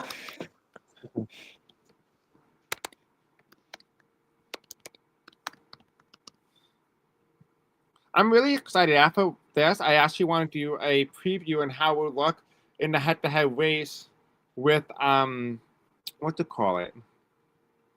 With Vert. And see how it will look up against Mangione versus the Republican. Obviously, I think it will probably be a similar map anyway. Okay, so we can project that North Carolina, as of now, is too close to call. We actually don't know how they're going to go. It'll be really interesting to see. All right, let's take a look at the U.S. Senate. Let's take a look there. We can now project that 30 U.S. senators will be taking the oath of office come January of 2001. 0 senators for the independents at this hour and 0 Republicans at this hour for the U.S. Senate. In terms of the House of Representatives, we can project that 116 House of Representatives for the Democratic Party have been elected, 24 House Representatives for the Green Party, 76 representatives for the Republican, and 24 representatives for the Libertarians. I think as of right now, the House would definitely be in favor of the Democratic Party as of right now. This is how I would call it.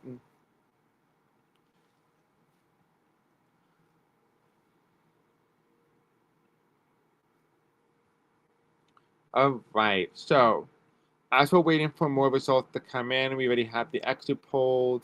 Let's take a look at some of the speaker, the 2034 speaker. What you call it, Jake? You said that you were planning to run for the Speaker of the House. Is that correct? That is correct. My intention is to run for Speaker. And do you think you will be elected on the first ballot or the first round of voting? I think so. I hope so. We'll see. And here is the results here. You can kind of see the 2034 House Speaker vote. In the 6th ballot, we finally elected Supple. He became the de facto Republican nominee with hands at 217. This was actually you. You ran for Speaker of the House. You unfortunately lost in the 2034 House Speaker vote, but you were very close in clinching the nomination. It was actually rather interesting. Where would you say that your success will lie? Do you think this time may tell and push you back on the upper end? I think time will tell, but I'm feeling okay about this one. Especially if Democrats get a majority. I felt good even back in this race too. Sorry, I have the hiccups. I felt good in that race too because I thought I could come to a consensus with both parties and be a speaker for both sides. Clearly, obviously, that was not the case, as I was not elected by one vote. But we'll see what happens and who decides to oppose me. But I feel good about my chances. Okay, so I do want to quickly announce here on the network that we have officially got confirmation from the Silwa campaign on his concession. He conceded the election. Curtis Silwa said, "I officially concede my election to President-elect Luigi Mangione. America has voted and they have picked their next leader. However, we cannot ignore the fact that a lot of them voted for a third party. The Republican Party needs new leadership, which is why I will be joining the Republican Party and running to be the next Republican National Committee or the next national chairman to make the party great once again in the server." How do you think that he might be able to do that? Do you think Silwa will have any success in doing that? I actually believe he will. I think, and I think it shows in this election. That obviously Sliwa was a popular candidate, and I think had again he just if Sliwa was the Republican nominee, this could be a different race. Mangione could have certainly won, but I think Sliwa would have given him a run for his money, and I think that goes a long way, and I believe that um, Sliwa will turn the party around in some facet, and I think he's going to probably come out strong in terms of recruiting candidates and getting people to run in the 2002 midterm election, which, Chris, if we're having an event for that, are we going to have some sort of event for that or For what? for the midterms? Oh yeah, absolutely. Okay, so yeah, I'm sure he'll be recruiting candidates to run in certain races across the country, and I think yeah, he's gonna try to rebuild that party and bring it back to glory. Do you guys think that by any chance that if just say President Jeb Bush were to run in this election, were to win the nomination instead of Luigi Mangione, that this election might have been closer? No, I mean, No, yeah, no. go I ahead, Evander. Go ahead. sorry. No, you're good. I would as a vice president under Jeb Bush, I would say it's not. Since you since the economy is going strong, I believe there's no chance for the Republicans to win this. And what I think about it is no. I think even if Jeb Bush, I think the Democratic incumbent could have been so unpopular, and he still would have won this race because, again, of the split voting between the Republican Party, and not having a clear vision and not having a clear leader. I think that alone is what sunk them, and that alone was, what contributed to Magione's win. And do you guys think, like, how do you feel about the fact that Luigi Mangione is winning in Republican areas like Virginia, North Carolina, South Carolina, Georgia, Alabama, Mississippi, Indiana, Texas, Louisiana? Those are what they call now swing areas. But do you think that Luigi Mangione rebuilt the Democratic South again? He relived the Democratic stronghold? Or do you think that this might be the last election where the South goes blue again? I think I'll go first, Evander, then I'll let you go. I think no, this is. I don't want to say it's gonna be one and done because anything can happen, but and I know I keep saying it and I sound like a broken record here, but the split ticket voting, the split ticket voting did it, and I think again that continues to have a big part on why Luigi Mangione was able to win in the South, and I don't know if anybody will be able to replicate that if there is another major, or if there's not a major third-party candidate, excuse me, in the next election. But I don't know. We'll see.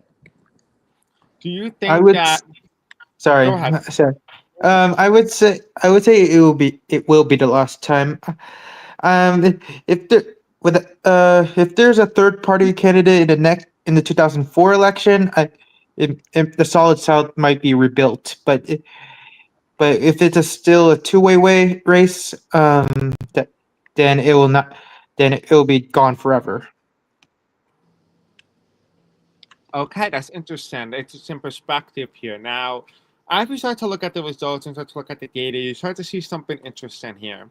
You start to see the fact that the Northeast region isn't as solid as the South, which is interesting, which tells that the Democratic Party has some worrying issues to do. So the Democratic Party is, quote unquote, not in a great position long term. Yes, as of right now, this is a celebration. They elected the next Democrat, the 46th president of the United States, is a Democrat. But there is some worrying signs here because God forbid the South goes, Republican or goes independent against the Democratic Party. The Democrats will lose in the Northeast. They will lose probably in the West. They'll probably lose in the Rust Belt. As well, that's a little bit of a concern in part for the Democratic Party. Yes, it's time for the Mangione campaign to celebrate, but this is a long-term trend that had it not been a 50 three-way race, this would have been a very big concern for the Democratic Party. Yes, any win is a win, but there's a long-term trend here. The trend doesn't seem to be on the Democratic Party's favor.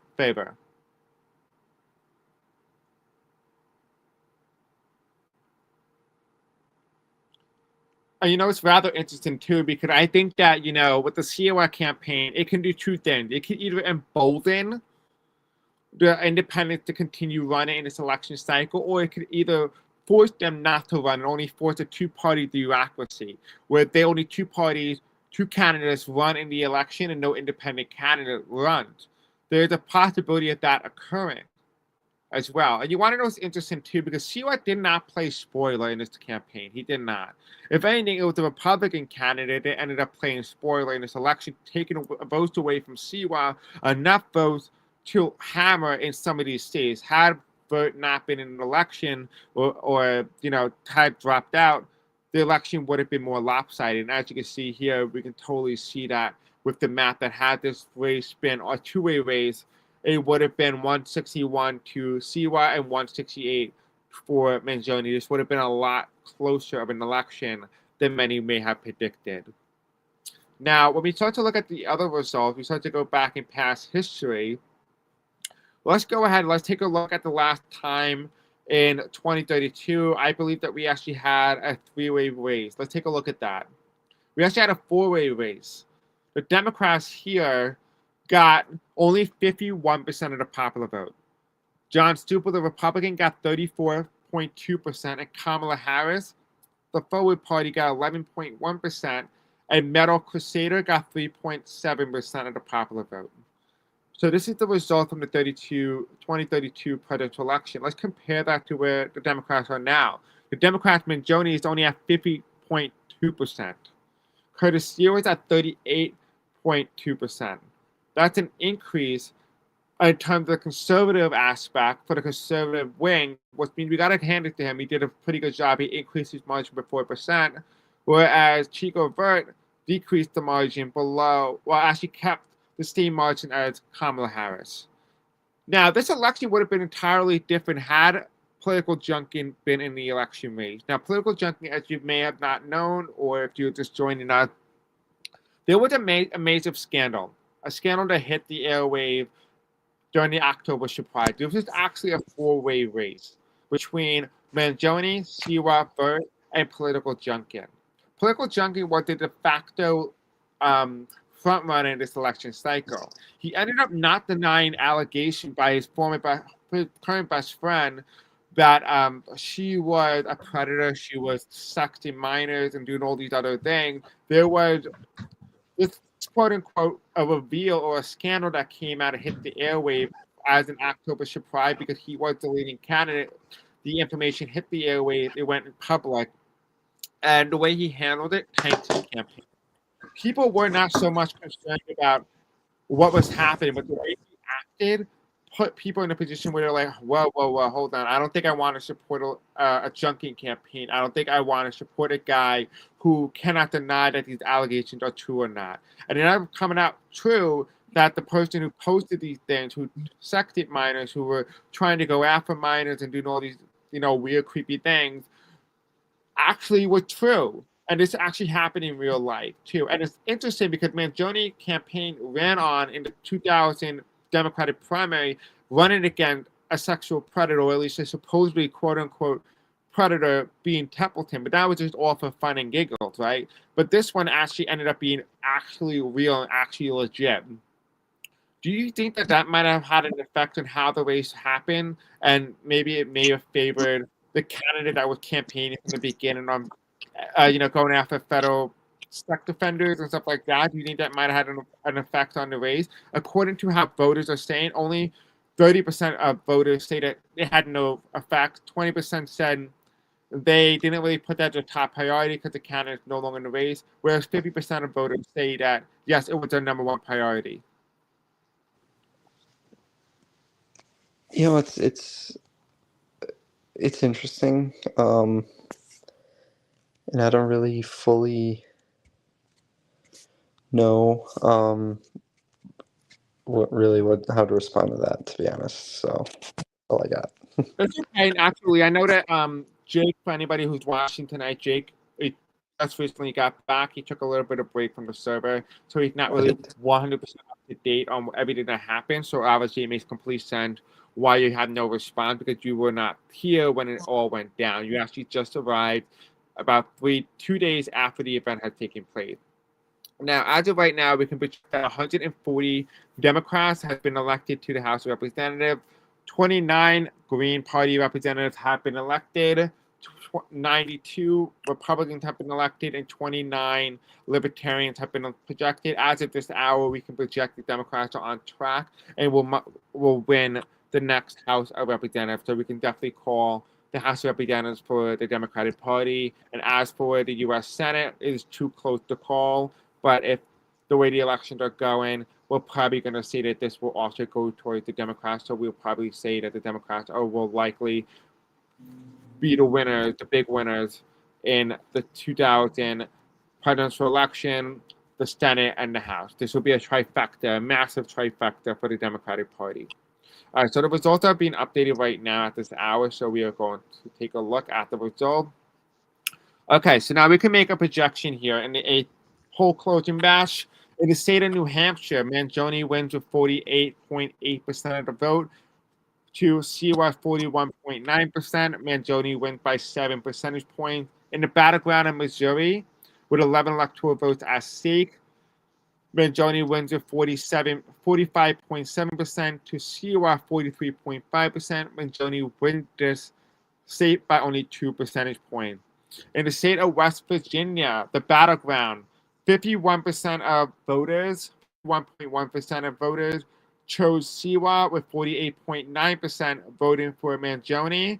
0 voted for the Republican candidate. This was a flip for the Silwa campaign. This is a gain of 2% in terms of Silwa campaign. In this battleground in New Mexico, 52.2% voted for Mangione, and 41.3% voted for Silwa, with 6.5% voting for the Republican candidate. Mangione had won New Mexico by over 11 percentage points. Interesting. It's interesting how the Republican did not get any votes in the state of West Virginia, and the election was very close. You can definitely see how this would have showed or indicated how people would have voted based on the election. What do you guys feel about the results so far?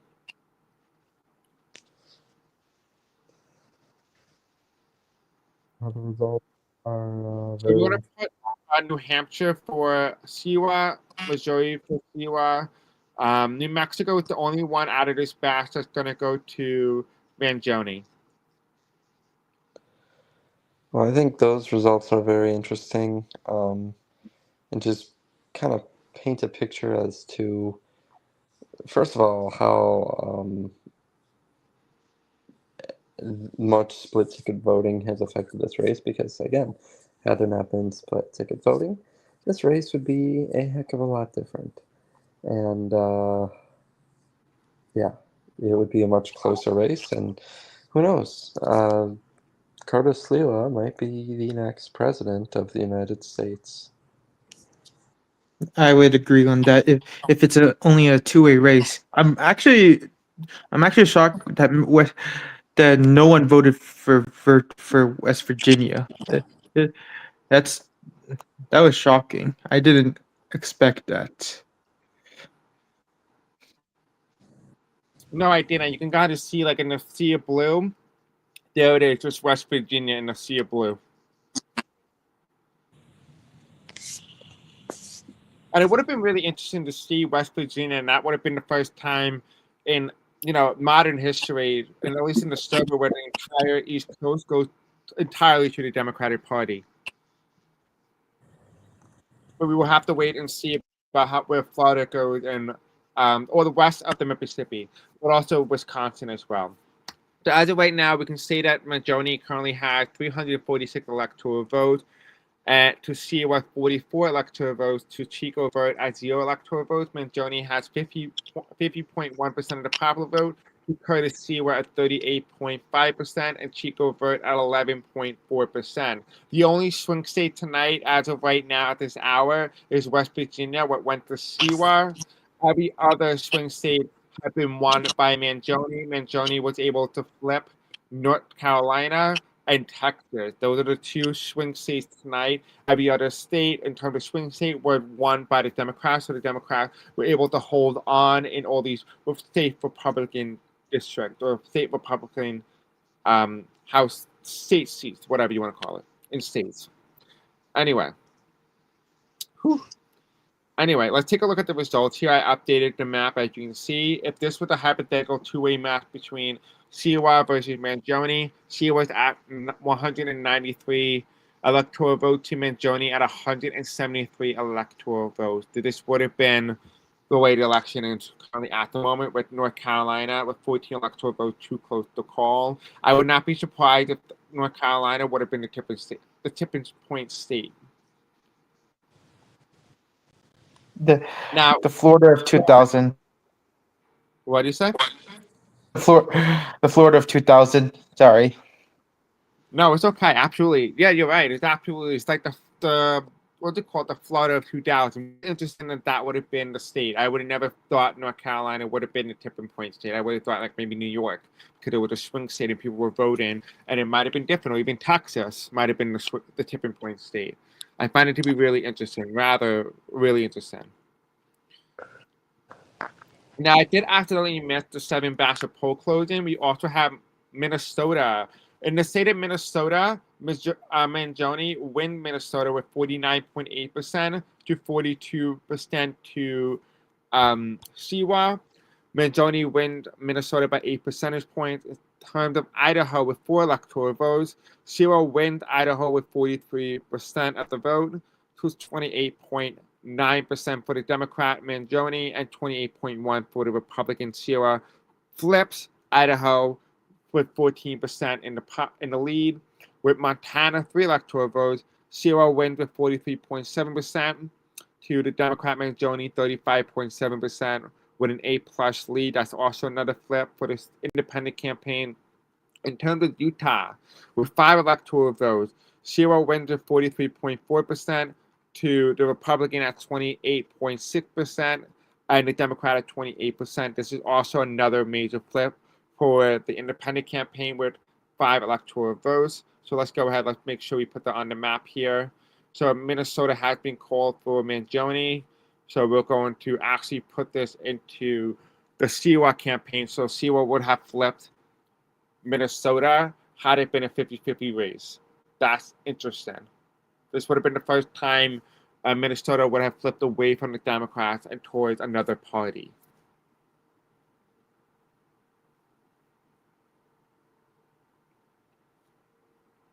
What do you guys think about that?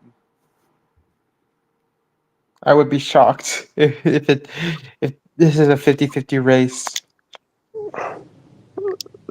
I mean, it would be pretty interesting that Minnesota would would flip, but I mean, I think with where the vote would be at, I think it would be really, really close and, um, a fun one to watch if it was just a two-person race. Oh, absolutely. Oh, absolutely. And this is definitely interesting because there's some shockers here. Like Tennessee was definitely a shocker. North Carolina was a shocker. New Hampshire, New Hampshire a shocker. Minnesota a shocker. Those are shocker states here, at least in this hypothetical matchup. I'm really curious to see Hmm. how Florida would have went. Would it have stayed to Mangione, or would it have flipped towards Silwa? That's something that I really want to see on my radar. What way is it going to go, and by what? Is Mangione going to get 50%, or is he going to stay under 50%?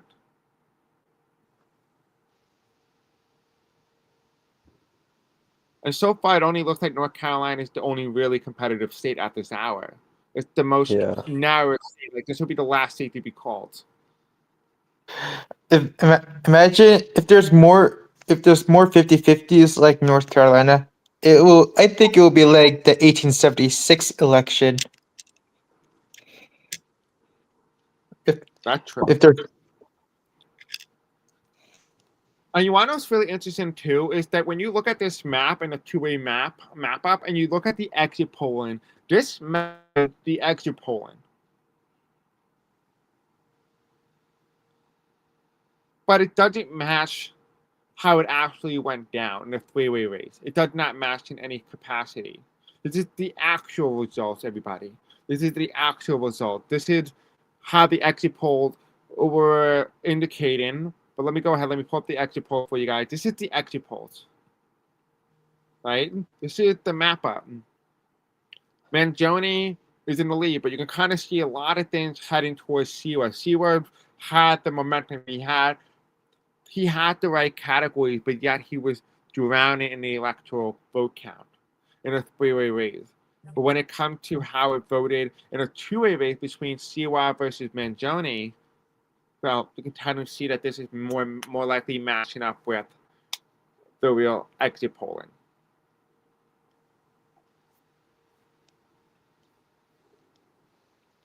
For me, I find this interesting. I actually want to see this in the color red, so I'm just going to do myself a favor here, just to kind of see in a hypothetical scenario what would Silwa look like if, just say, for example, we were to make this red. So let's just change the color temp. Actually, you know what, you guys? Because in the two-way race, I assume he'll be the de facto Republican. Will you guys agree with that? Yeah, pretty much. yeah, Right, so sure. let's see. So this is how the map will look so far. It's a lot easier on the eye, so we're so used to this. It looks like a Trump style, victory, but also like, I don't know. It's giving me like weird vibe. It's like giving me multiple like different elections, and it's just blending. I think it's like Bush, Bush Jr. and Trump combined.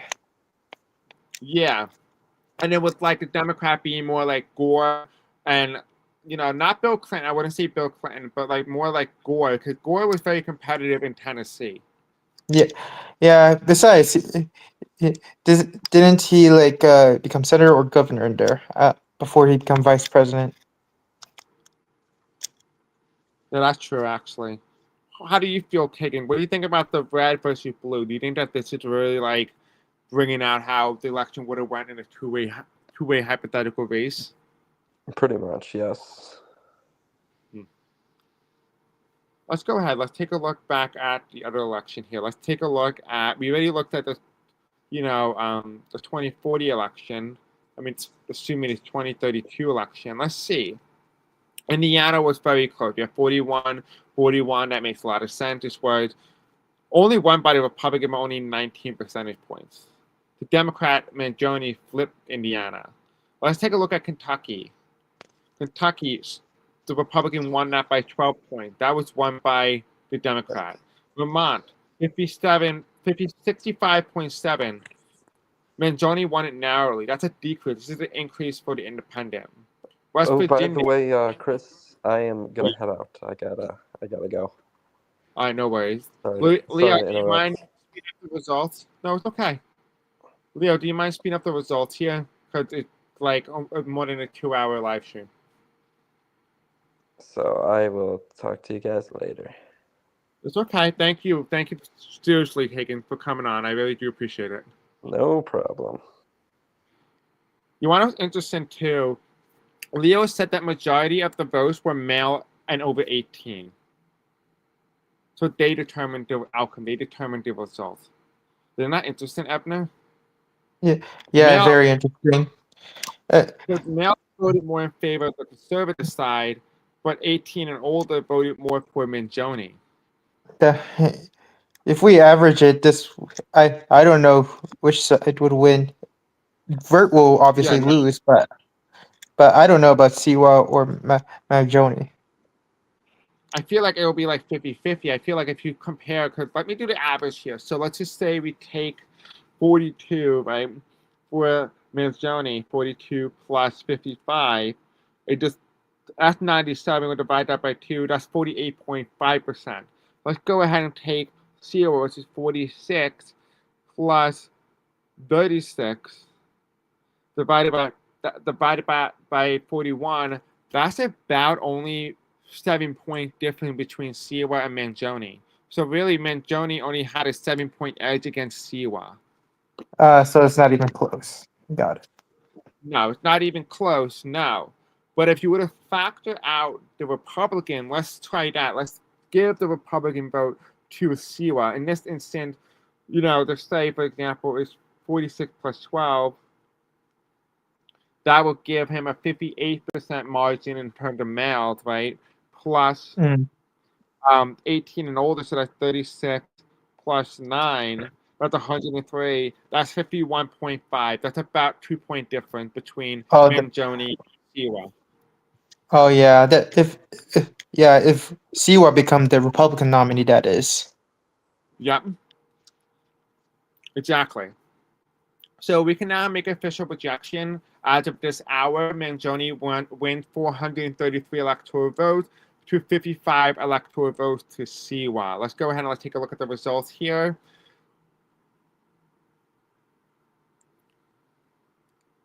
In the state of California, Mangione wins with 53.1% of the popular vote, with Mangione winning by 12 percentage points over Silwa with 41.4%. In terms of the swing state of Hawaii, Mangione wins with 56.5% to 37% going to Silwa. That's a 20% margin for the Democrat. In terms of Colorado, actually, it's a very close race here, actually, in Colorado. It's only decided by less than 0.12 percentage points. Yeah, that's actually really close. It's like less than a point. It's like really less than a point, not even a half a point. This state would also be too close to call. But in the state of Colorado, Silwa wins 8 electoral votes with 44.15% of the vote to 44.03% to Mangione. That's a very, very close margin here. That is a gain for the Silwa campaign. In terms of Nevada, 4 electoral votes will go to Mangione with 47.4% to 42.2%. That's a Mangione plus 5. In terms of Arkansas, 47% to Mangione and 41.3% to Silwa. That's a Mangione plus 6. In the state of Arizona, with 8 electoral votes, Mangione 46.3 and Silwa at 41.8. That's Mangione plus 5. In terms of Alaska, with 3 electoral votes, that is a flip for Silwa with 46.6% and 31.3% for Mangione and 22.1% for Vert. That is a 15% margin. That is a flip for the Silwa campaign. In terms of Washington, with 11 electoral votes, 51.3% for Mangione and 41.0% for Silwa. That's a Mangione plus 10% in terms of the vote. So it definitely kind of see when you start to look at the margin here, even though it's a landslide, it's very much close if it was a 50-50 race. Mangione's in the popular vote lead right now with 50.2% and 39.1% for Silwa and 10.7% for the Republican candidate. This race is very, very close, but also not close at all. It's very weird is how I'm going to word it. It's about a 20% margin between Silwa and Mangione. So let's go ahead. Let's put it on the map. Let's see what the map would look like in this hypothetical scenario. So we know Colorado would be too close to call, but if we add all the Republican votes, that's going to be safely into the Silwa campaign. Let's take a look at the other states as well. So we have here California was pretty close, but Mangione won it over 50%, so he's going to win that. So we're going to put that into the Mangione column, 54 electoral votes. In terms of Hawaii, he wins that. That's a swing state for electoral votes in the Mangione campaign. In terms of Colorado, we already have that. Silwa, Nevada, Arkansas, and Arizona will also go to the Republican or Silwa campaign. So this is how the map is looking. 229 electoral votes to Mangione, 231 electoral votes. In terms of Alaska, that would stay within the Republican column. That would go to Silwa. In terms of Washington, with 51, that's going to go to the Mangione campaign. In terms of the other states, well, we're still waiting to see. As of right now, we still cannot call a winner in this hypothetical two-way scenario. With 50 electoral votes. What? Sorry. It's getting. Nope. I'm getting close. I'm closer and closer to being right now. I mean, look at by looking at the map right now. This looks like Gore. It and look at and the election is getting. And if it's a 50-50 race, look, it's 232 to 242. I think it will decide on North Carolina. Yeah, no, you're right. We'll be on North Carolina. I'm really interested to see what Leo will say in terms of Florida, like how he would say Florida, North Carolina would go, because that would make or break the race here. Well, who do you think might win in this hypothetical two-way race? That's a tough question. I would. Like this. Here's my opinion. I would think Sewell would, in this hypothetical 50-50, I would say Florida would win by Siwa and same thing, and I think the same thing for Iowa, but Oregon and Wisconsin will stay to Mangione. If Okay. So you think Iowa, Wisconsin, and Florida would go to Silwa, and Oregon would Wisconsin. No, Wisconsin would go to Mangione. Okay.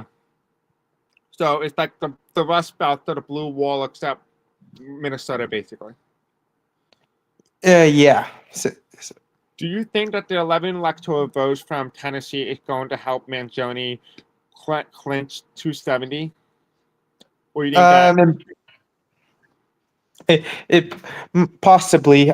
I'm not sure. Okay. I'm really interested to see how it plays out. Let's go ahead. We have more results updated. Let's go ahead and take a look at the U.S. Senate. Oh, okay. We can actually now project that the Democrats have 40 U.S. senators, 2 independents in the state of Alaska. That's interesting. So we can now officially call that there are 2 independent Senate seats in Alaska and 0 Republican Senate seats at this hour. In terms of the House of Representatives, the Democrats had 189 House seats. They're very close to clinching the nomination. I mean, not the nomination, but clinching the amount of seats needed. But the question is, we only have a certain amount of seats left. I don't have a lot of confidence the Democrats might have the 218 House seats needed. I think they might need to make a coalition government. What do you think? Yeah, I think it's possible for a coalition government. It's like they have like a third or fourth of a chance of having a majority government. Right. And right now we have 39 House seats for the Green Party, 122 for the Republican, and 39 for the Libertarians. Right now, the Democrats overall is at 48% in terms of the House ballot, 30.6% for the Republican, 9% for the Libertarians, and 9% for the Green, and 3.4% for those who voted other. You want what's really interesting too is that down ballot, there seems to be split ticket voting, because right now we have the Democrat at 50.5% of the vote in terms of popular vote wise. So that means Mangione is overperforming the Democratic Party overall by 2.5 percentage points.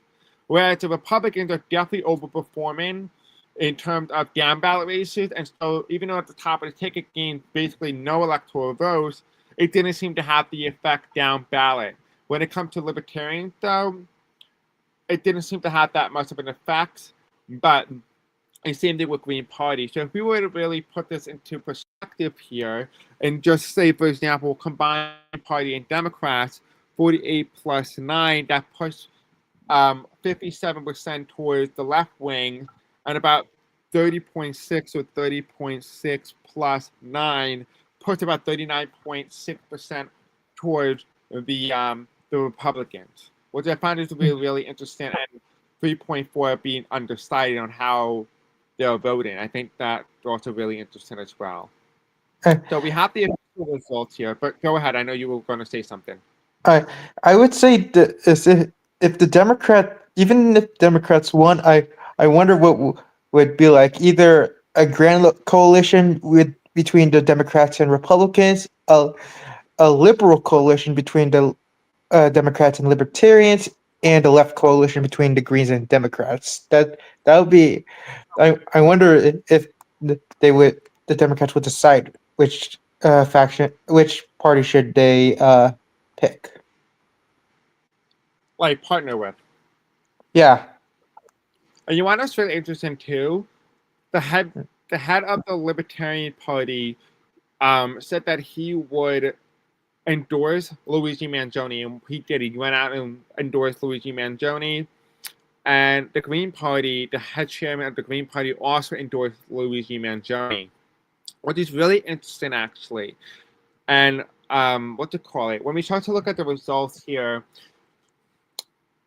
Curtis Silwa basically said that anybody, specifically of the Libertarian Party, was a loser. He called the Libertarian Party a loser. Let's go ahead and let's see how the Silwa campaign, in terms of those who voted Libertarian, voted in terms of the exit poll in here. So the Libertarian, 60% of them voted for Mangione, 20% voted for Silwa, 20% voted for Vert. Had he not told people that, the Libertarians are stupid for voting, or better yet, endorsing a Democrat over the Republican candidate or over the independent, I think he might have won the Libertarian vote. That might have made the difference. Mm. Because if it's like, let's say, for example, Luigi Mangione is 46, right? So that's the turnout, and he gets roughly around 51. Hold on, 46 divided by times 51. That's about 23, 24 votes. And just say, for example, what's it called? Curtis gets around, what's the full percentage in the presidential race? He got 38%, so 38. So 46 times 38. He gets roughly around 18 votes. Just say the Libertarians voted by 4. That's an additional 4 votes. That would have narrowed the gap. That might have gave him the edge he needed in some of these states to now from a 483 electoral vote to maybe a 300. What do you think about that? Nothing to say. That's okay. So let's go ahead. Let's take a look at the final results here, and then we'll fill in the other map. Let's see who will win. Actually, Mangione also won Florida. That's a surprise. All right, so let's go ahead. Let's take a look at the results here. In the state of Iowa with 7 electoral votes, Mangione wins Iowa by 50.1% over Silwa at 40.8% of the vote. That's a 9-point margin for Mangione. In Florida with 25 electoral votes, Mangione wins this pretty handily with 54.6% to 31.6% going to Silwa. That's a 23% margin in Florida.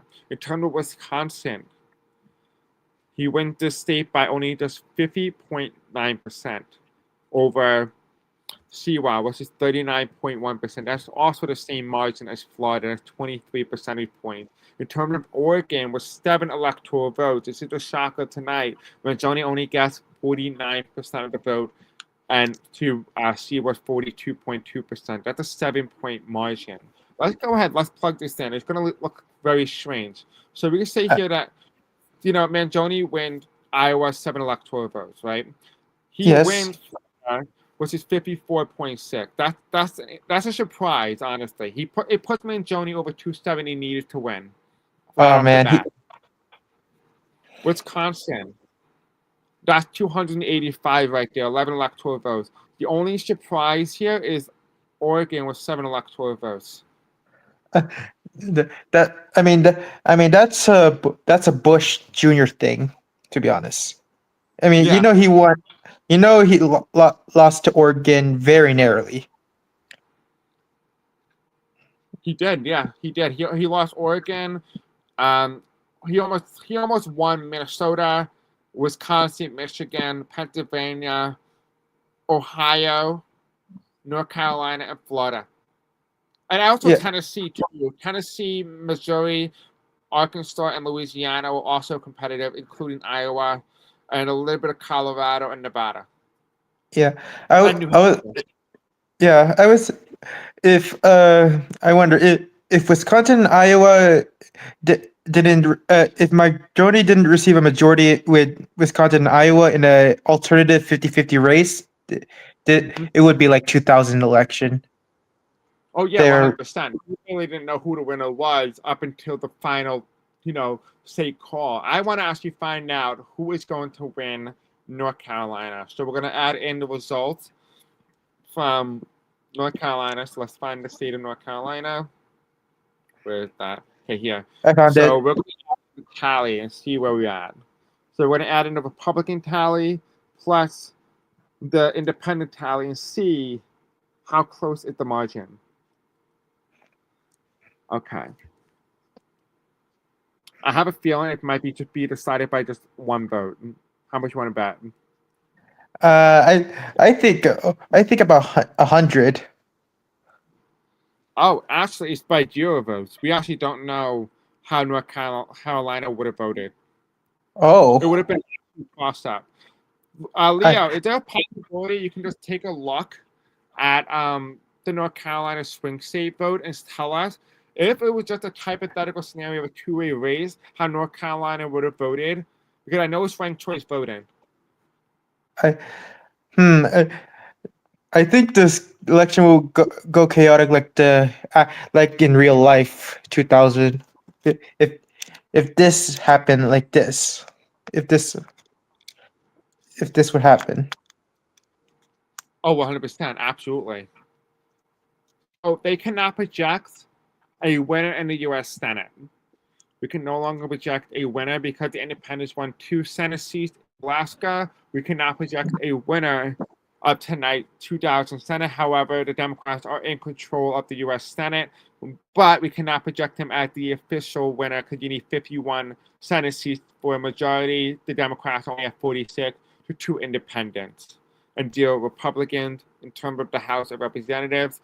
The Democrats are at right now 212 House seats to 43 green seats to 137 representatives and 43 libertarians. The Democrats win the popular vote for the House of Representatives at 47.8%, to the Republicans at 30.4%, the Libertarians at 8.7%, and the Greens at 8.7% and 4.4% for other. Which is interesting because now if you start to look at the margin decrease for the Democrats down ballot is 47.8 minus, let's take a look at how Mangione performed. He got 50.5.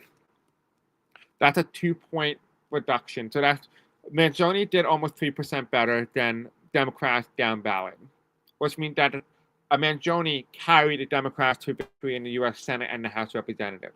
However, it does appear at this hour, based on the results right now, it doesn't look like. So according to what Leo said here, all 435 House seats have been called officially for all the respective parties, which means that the Democrats do not even gain the House of Representatives either, which means that it is a locked government, which is a coalition government. So so interesting. I wonder which party should they coalition.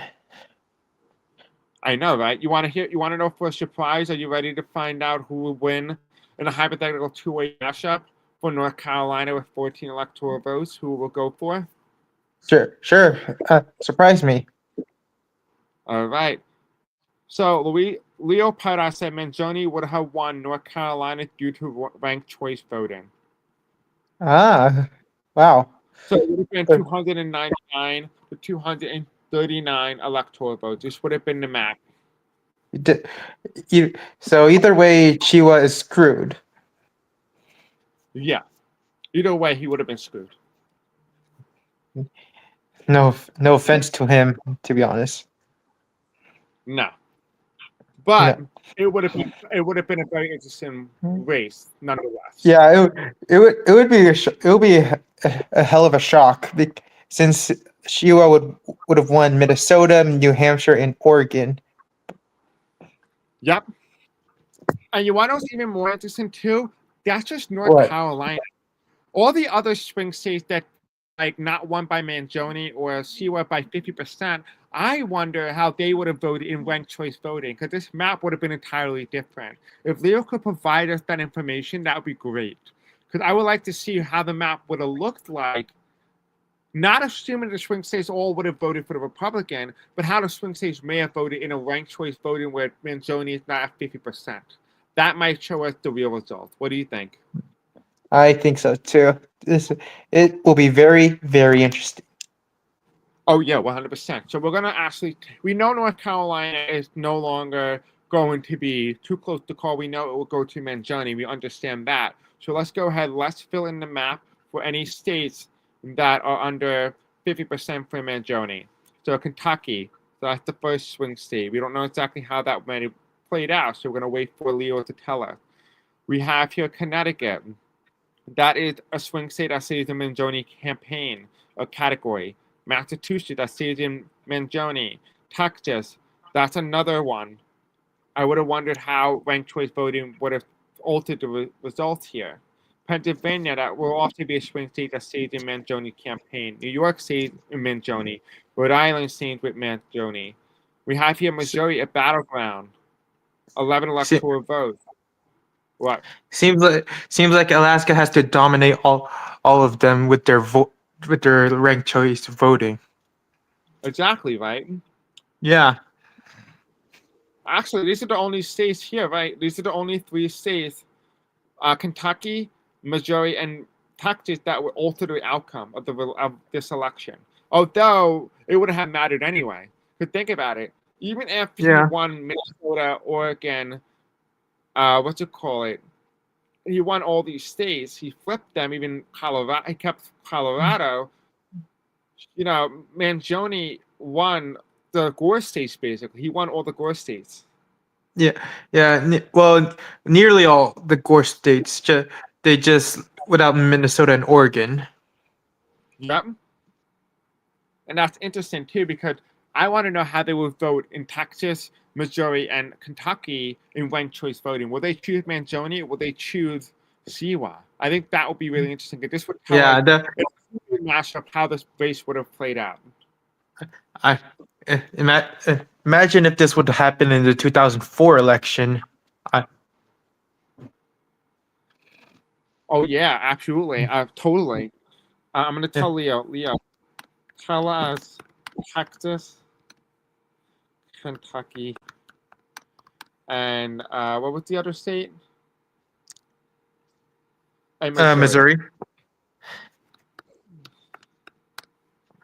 Ranked choice voting. All right, let's see what he says. I'm really curious to see, because I'm like really, really interested. I feel like this is more interesting than the actual election itself.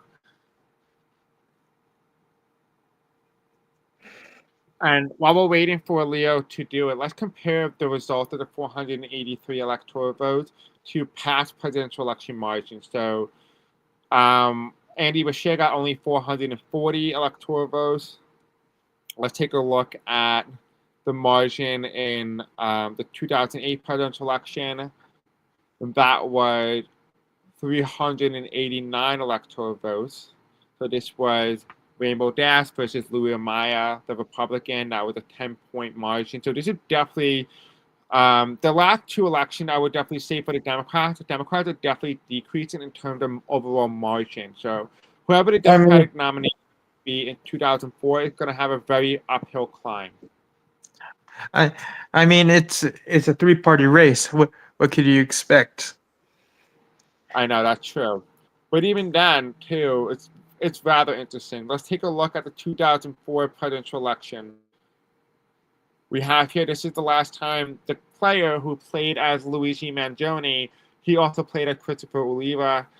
This is the first time with the 2024. He won with 407 electoral votes with 67.1% of the vote. This is an insane margin. This is a big popular vote victory, although the Electoral College vote didn't replicate that. Because I will ask to you all guys right now.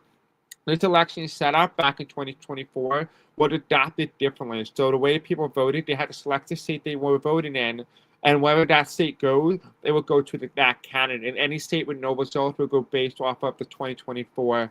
I mean, actually, the 2020 election results. So that is why it is so lopsided towards one candidate, but also the popular vote doesn't reflect the actual margin in any way.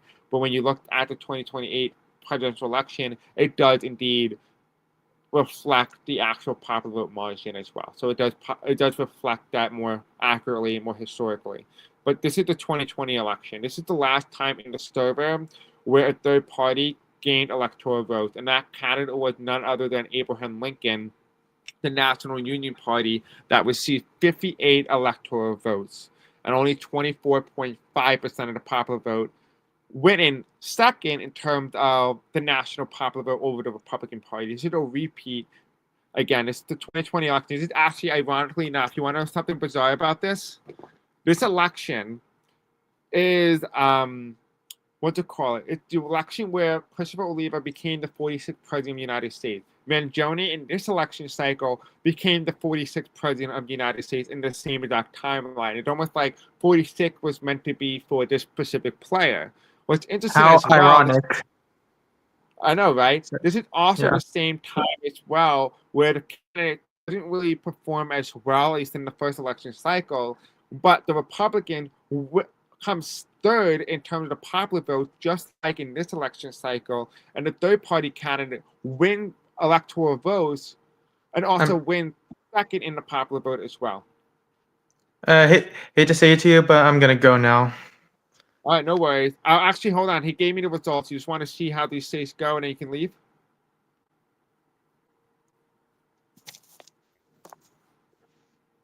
So we can actually say Leo told us that Texas with 32 electoral votes would go to Silwa. So Silwa would have won Texas 32 electoral votes. In terms of Kentucky, Mangione would have actually won Kentucky in a ranked choice voting. How about Missouri? Missouri. I think it is calculating the result. Is it okay if you wait a minute or two?